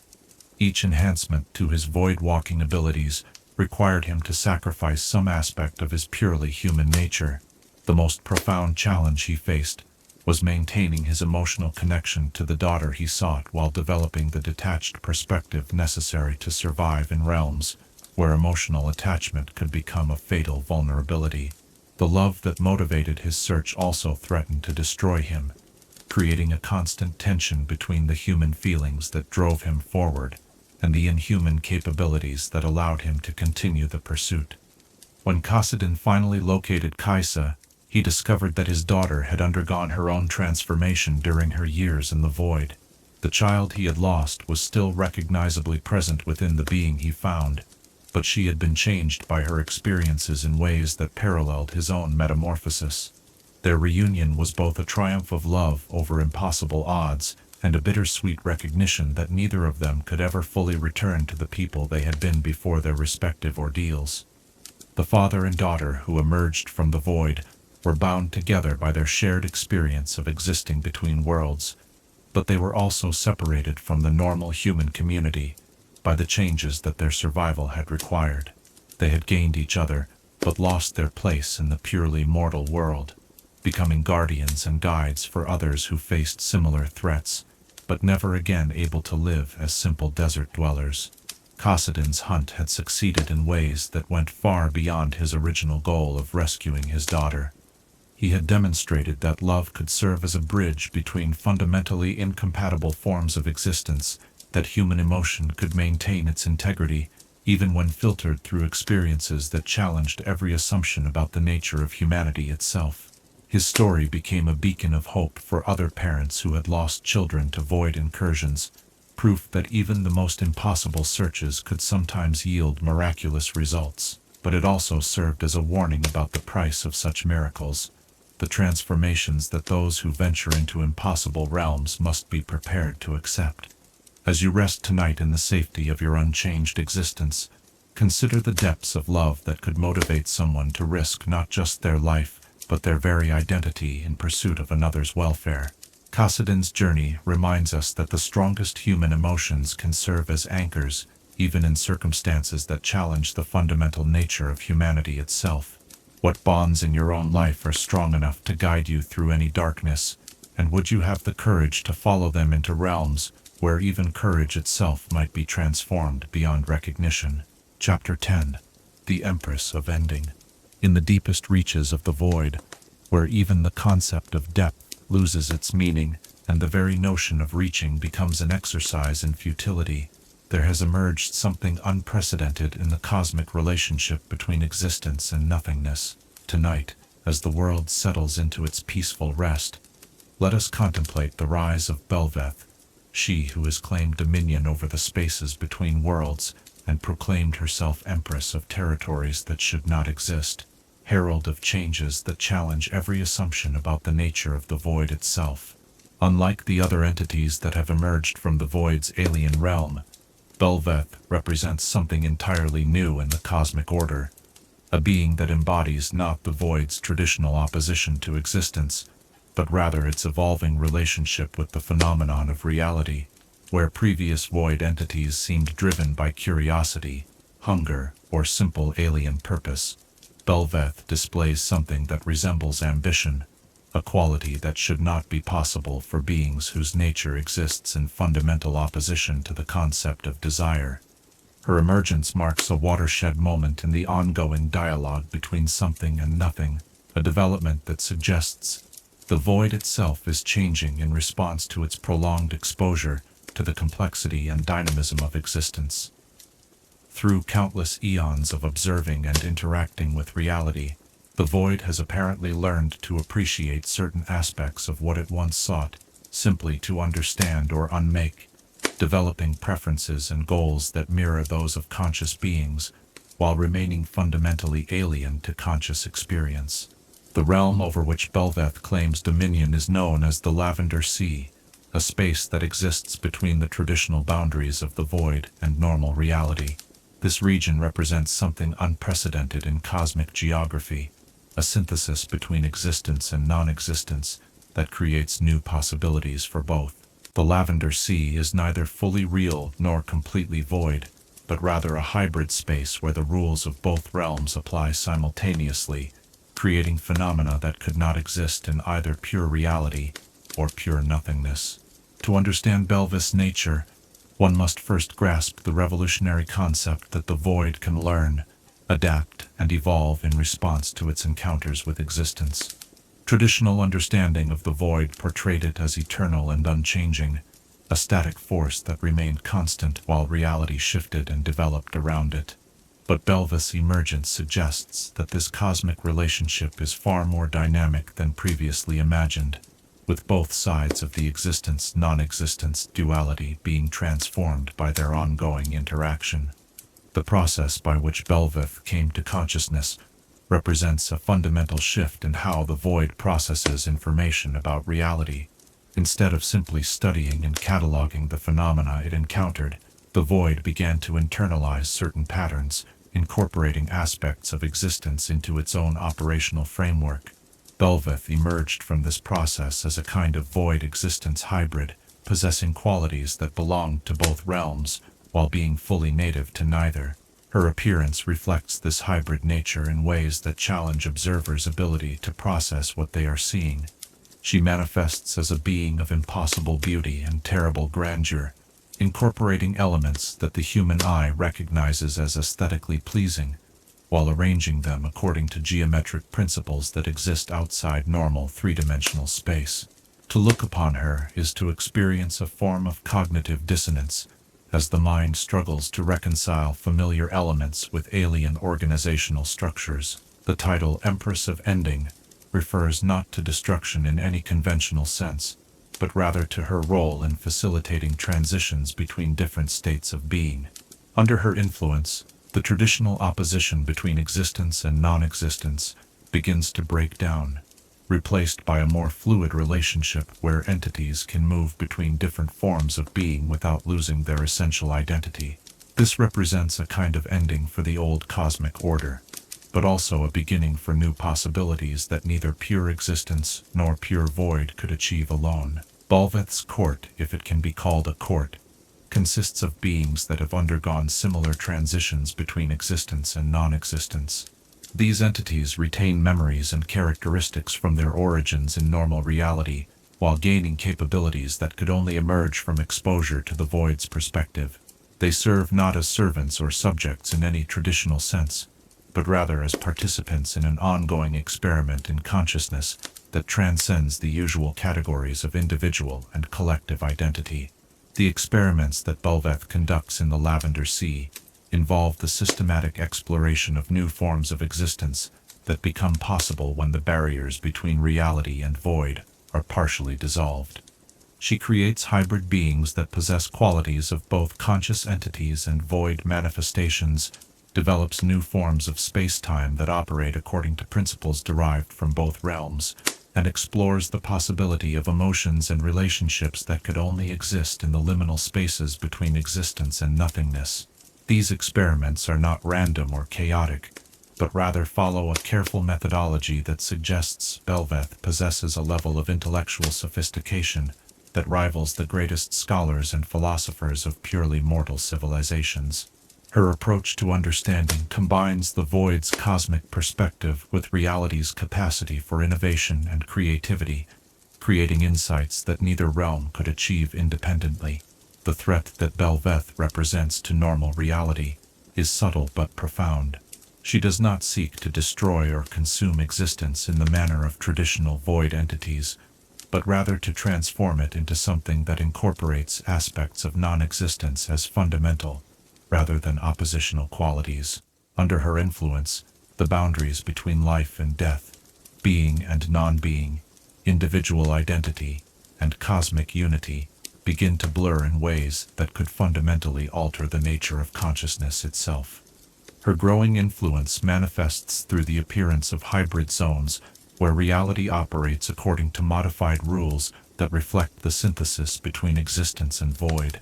In these areas, people begin to experience forms of consciousness that incorporate awareness of non-existence as a positive rather than negative quality, understanding nothingness not as the absence of something, but as a complementary aspect of a more complete form of being.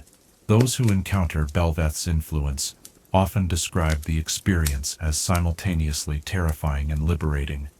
The traditional anchors of identity and purpose begin to feel less solid, but this dissolution is accompanied by access to perspectives and capabilities that pure mortal consciousness cannot achieve. They report feeling both more and less than they were before, expanded beyond their previous limitations, while somehow reduced to a more essential form of existence. The long-term implications of Belveth's emergence extend far beyond the immediate threat to any particular region or civilization. Her success in creating stable hybrid forms of existence suggests that the fundamental cosmic order may be evolving toward a new equilibrium that incorporates both existence and non-existence as complementary rather than oppositional forces. This could represent either the ultimate transcendence of current limitations or the complete dissolution of everything that makes conscious existence meaningful. Scholars and mystics who study the phenomenon of Belveth find themselves confronted with questions that challenge the very foundations of philosophy and metaphysics. If existence and non-existence can be synthesized rather than simply opposed, what does this mean for concepts like identity, purpose, morality, and meaning? Can consciousness maintain its essential character while incorporating awareness of its own negation, or does such incorporation represent a fundamental transformation into something that is no longer consciousness as previously understood? The prophecies that have begun to emerge from those touched by Belveth's influence speak of a coming age when the boundaries between all forms of being will become permeable, when consciousness will no longer be limited to individual entities, but will become a shared property of reality itself. These visions describe a future where the opposition between something and nothing is resolved through their integration into a higher form of existence that encompasses both while being limited by neither. Yet these prophecies also contain warnings about the price of such transcendence. The integration of existence and non-existence may resolve the cosmic tension between them, but it also eliminates the creative friction that has driven the development of consciousness, art, love, and all the other phenomena that emerge from the struggle between being and non-being. A universe where this tension is resolved might be more peaceful and unified, but it might also be static and devoid of the dynamic growth that characterizes life as we understand it. As you drift towards sleep tonight, consider the seductive appeal of resolution, of an end to all conflict and uncertainty through the integration of opposites into a higher unity. Belveth represents the possibility that all the struggles and contradictions that characterize conscious existence might be resolved through transcendence to a state that incorporates both being and non-being as aspects of a more complete reality. But in contemplating such transcendence, ask yourself, would a form of existence that resolved all tensions and contradictions still be recognizable as existence, and would consciousness that had evolved beyond individual identity still be consciousness in any meaningful sense? Chapter 11. Reality's Wounds Spreading.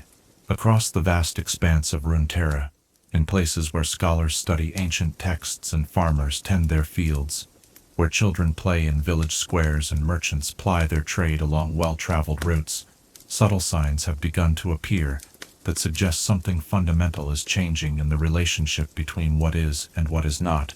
Tonight, as the world embraces its nightly rest, let us examine these growing manifestations of the void's expanding influence, the tears in reality's fabric, that are slowly but inexorably altering the nature of existence itself. The signs are not dramatic at first glance, which makes them all the more insidious in their implications. A shadow that falls in the wrong direction despite no apparent light source to cast it. A reflection in still water that shows something slightly different from what stands above it. A sound that echoes with harmonics that seem to come from directions that don't exist in normal three-dimensional space. These anomalies appear isolated and random to casual observation, but those with the knowledge to perceive the underlying pattern recognize them as symptoms of a much larger phenomenon. In the scholarly circles of Piltover, where the finest minds of the age gather to study the fundamental principles that govern reality, researchers have begun to notice inconsistencies in their experimental results that cannot be explained by conventional magical theory. Equations that should produce reliable outcomes instead yield results that vary according to principles that seem to exist outside the normal mathematical framework. Instruments designed to measure magical energy sometimes register readings that correspond to forces that, by all rights, should not exist. These anomalies have forced the academic community to confront the uncomfortable possibility that their understanding of reality's foundations may be incomplete in ways that could have profound implications for all future research. Some scholars have begun to theorize that reality itself might be less stable than previously assumed, that the apparent solidity of the physical world might be more of a consensus than an absolute truth. Meanwhile, in the mystical circles of Ionia, where practitioners attune themselves to the spiritual energies that flow through all things, sensitive individuals have reported disturbances in the cosmic harmony that maintains the balance between order and chaos. These disturbances manifest as areas where the normal flow of spiritual energy becomes irregular, where the connections between all living things seem to fray at the edges, where meditation brings visions of spaces that exist outside the normal framework of existence. The most disturbing reports come from those who practice deep meditative techniques that allow consciousness to explore the furthest reaches of spiritual reality. They describe encountering voids in the spiritual landscape, areas where the interconnected web of existence simply stops, where the universal consciousness that permeates all things gives way to something that is not darkness or emptiness, but rather a complete absence of the possibility of consciousness itself. In Demacia, where the magical energies that threaten social order are carefully controlled through the use of petricite, mage seekers have begun to encounter individuals whose magical abilities seem to operate according to principles that petricite cannot contain or redirect. These anomalous mages don't seem to draw upon the normal sources of magical energy that flow through the world, but rather upon something that exists outside the usual framework of magical force, something that the kingdom's traditional methods of magical suppression cannot address. The most troubling cases involve mages who seem to be losing their connection to normal magical energies, while gaining access to something far stranger and more dangerous. Their spells produce effects that seem to question the reality of what they target rather than simply manipulating or transforming it. Objects touched by their magic don't change or disappear, but rather begin to seem uncertain, as if their existence becomes a matter of opinion rather than fact. Even in Zone, where the boundary between natural and artificial has long been blurred by chemical experimentation and mechanical augmentation, inventors and chemists have begun to encounter substances and reactions that behave according to principles that seem to exist outside the normal laws of chemistry and physics. Some of these substances seem to exist in multiple states simultaneously, while others appear to react not with the materials they contact but with the concepts that those materials represent. The most disturbing discoveries involve compounds that seem to affect the relationship between observer and observed, causing people who study them to gradually lose their certainty about what they are examining. Researchers report that prolonged exposure to these anomalous substances leads to a form of intellectual vertigo, a growing uncertainty about the reliability of their own perceptions and the validity of the scientific method itself. In the Freljord, where ancient shamans have long served as guardians against forces that threaten the spiritual balance of the world, Tribal elders speak in hushed tones of dreams that are not dreams, visions that show not possible futures, but impossible presents. Spiritual leaders describe encountering entities in their vision quests that seem familiar yet fundamentally wrong, beings that possess the appearance and behavior of spirits they have known for generations, but whose essence carries overtones of something that should not exist. The most alarming reports come from shamans who claim to have encountered spirits of the land itself that seem to be forgetting what they are supposed to represent. Forest spirits that can no longer remember why trees are important. Water spirits that have lost their connection to the concept of flow. Earth spirits that seem confused about the nature of solidity itself. If these accounts are accurate, they suggest that the void's influence is reaching into the fundamental spiritual infrastructure that maintains the world's coherence. In Bilgewater, where pragmatic pirates and merchants typically concern themselves more with profit than philosophy, even the most hard-headed sea captains have begun to report navigation anomalies that cannot be explained by conventional understanding of wind, tide, and current. Ships sometimes find themselves arriving at destinations before they should have had time to travel there, while others discover that familiar routes now lead to places that don't appear on any chart. The most disturbing maritime reports involve encounters with islands that exist only sometimes, landmasses that appear solid and real when approached, but seem to exist in a state of uncertainty that makes them unreliable as landmarks or sources of supplies.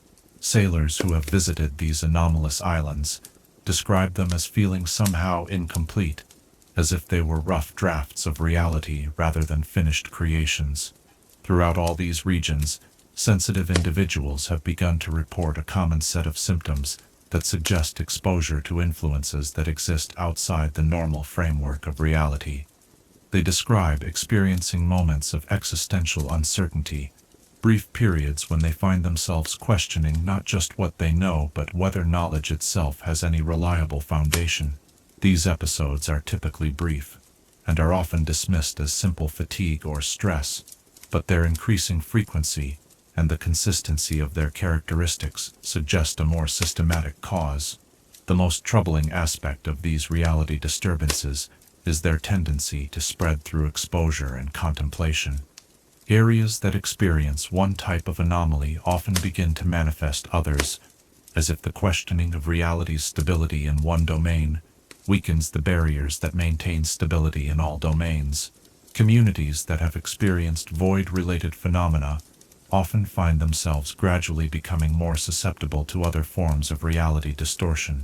Scholars who have attempted to study these spreading anomalies have discovered that the very act of systematic investigation seems to accelerate their development. Detailed documentation of reality disturbances appears to make those disturbances more pronounced, as if the process of examining the stability of existence somehow undermines that stability.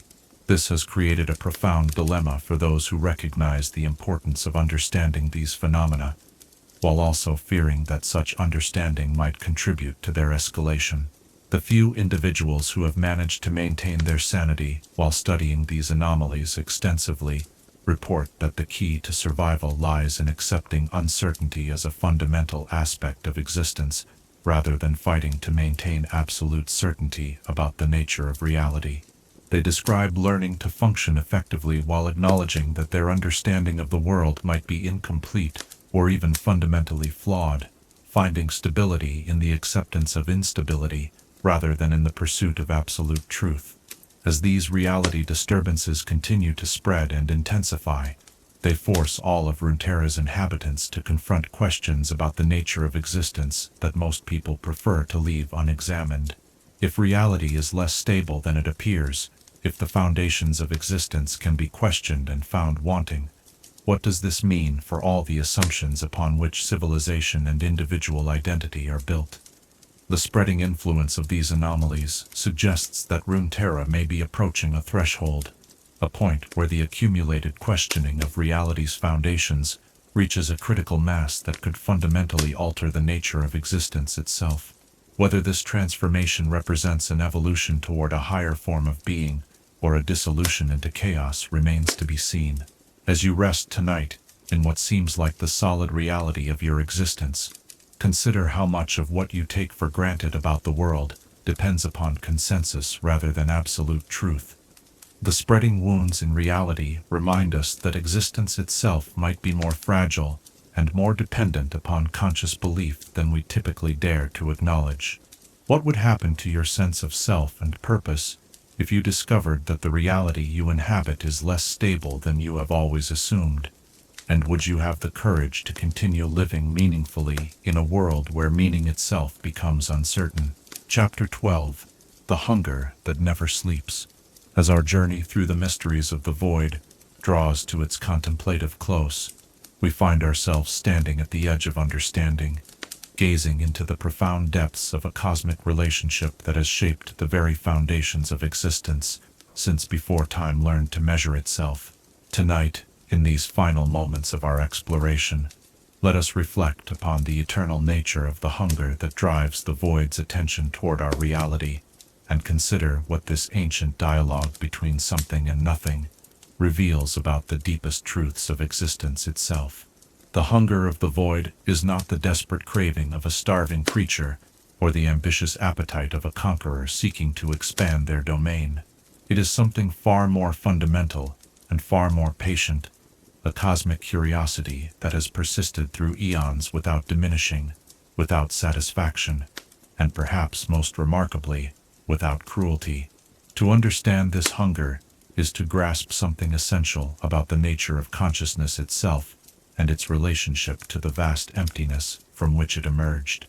Think of the void's hunger as the universe's way of questioning itself, a constant inquiry into why anything exists when nothingness would be so much simpler, so much more mathematically elegant, so much more perfectly complete. Every star that ignites, every world that forms, every consciousness that sparks to life, represents another variable added to an equation that the void is perpetually trying to solve. The hunger is not for destruction but for comprehension, not for consumption but for resolution of the cosmic paradox that existence represents. This perspective transforms our understanding of every encounter between mortal consciousness and the forces of the void. When Vel'Koz studies and disintegrates matter, when Cho'Gath devours everything in his path, when Kog'Maw approaches the world with innocent curiosity, they are not acting out of malice or even alien motivation, but rather serving as instruments in the void's endless attempt to understand what it means for something to be something rather than nothing. The tragedy and beauty of this cosmic relationship lies in its fundamental impossibility of resolution. The void cannot truly understand existence without becoming something other than the void, while existence cannot explain itself to nothingness without acknowledging the arbitrary nature of its own being. They are locked in an eternal dance of question and response, each defining the other through their opposition, each made meaningful by the presence of the other. This is why the void's hunger never sleeps and never can be satisfied. It is not seeking to consume existence but to comprehend it, and true comprehension would require the void to experience being something rather than nothing, which would fundamentally alter its nature. The hunger persists because it represents the universe's ongoing attempt to understand itself through the dialogue between its two most fundamental aspects: the somethingness that creates complexity and beauty and meaning, and the nothingness that provides the silence against which all meaning can be heard. In this light, the champions who have been touched by the void's influence become more than simply individuals transformed by alien forces. They become living embodiments of the cosmic dialogue itself, conscious beings who carry within them awareness of both sides of the fundamental question that drives all existence. Kaisa's survival within the void, Kassadin's desperate hunt through impossible realms, Malzahar's prophetic visions of ultimate truth, all represent different aspects of consciousness trying to understand its own relationship to the nothingness from which it emerged.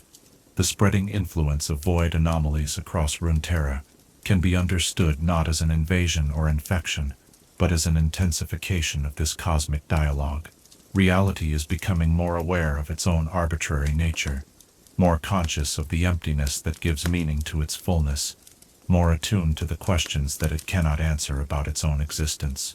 This growing awareness creates uncertainty and instability, but it also opens possibilities for new forms of understanding and new relationships between consciousness and the cosmos. Consider the profound implications of living in a universe where the fundamental force of nothingness is not hostile to existence, but rather deeply curious about it.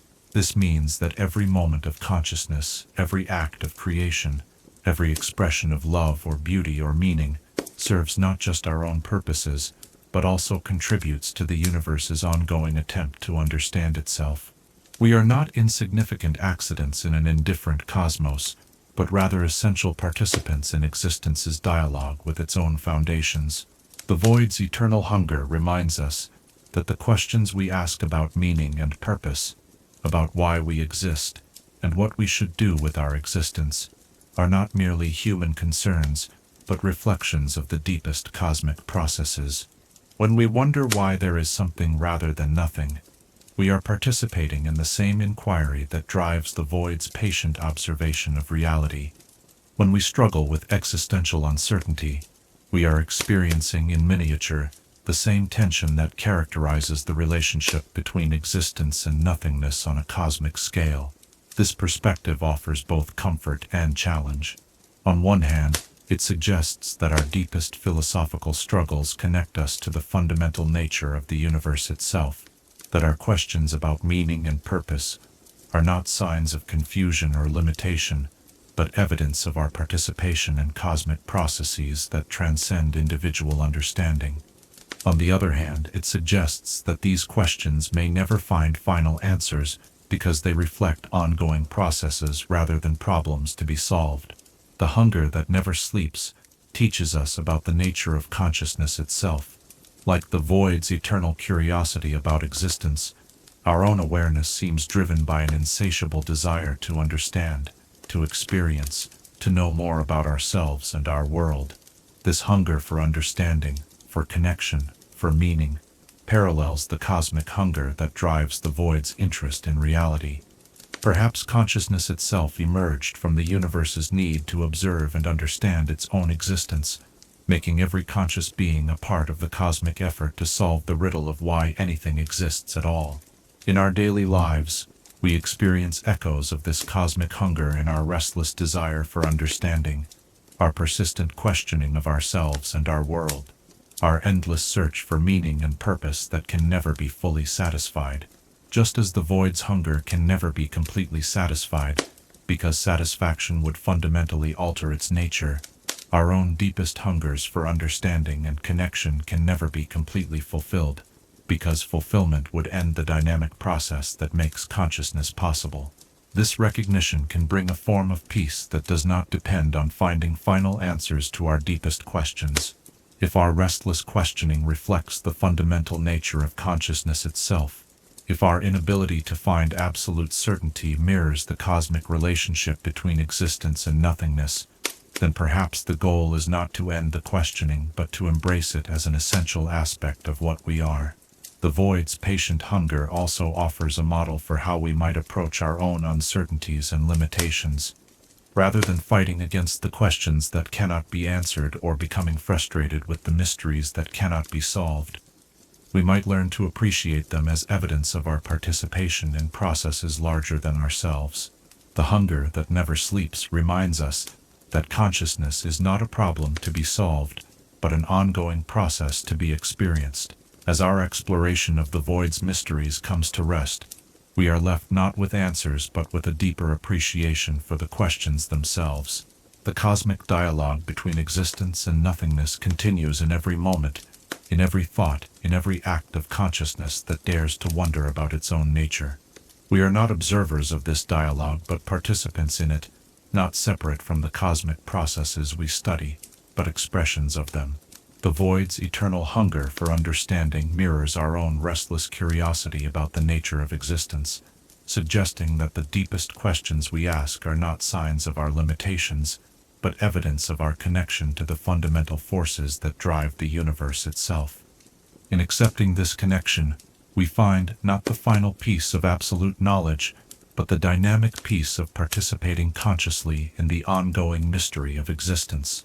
As you drift towards sleep tonight, Carry with you the knowledge that your consciousness, with all its questions and uncertainties, participates in the universe's eternal effort to understand itself.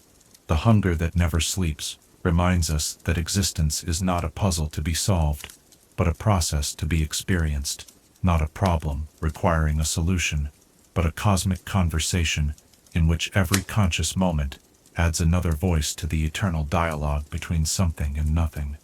In the end, perhaps the greatest mystery is not why the void hungers for understanding, but why existence continues to provide new experiences for that hunger to contemplate, new forms of consciousness for it to study, new expressions of meaning for it to wonder about. What does it say about the nature of existence that it continues to surprise even the cosmic forces that seek to understand it completely?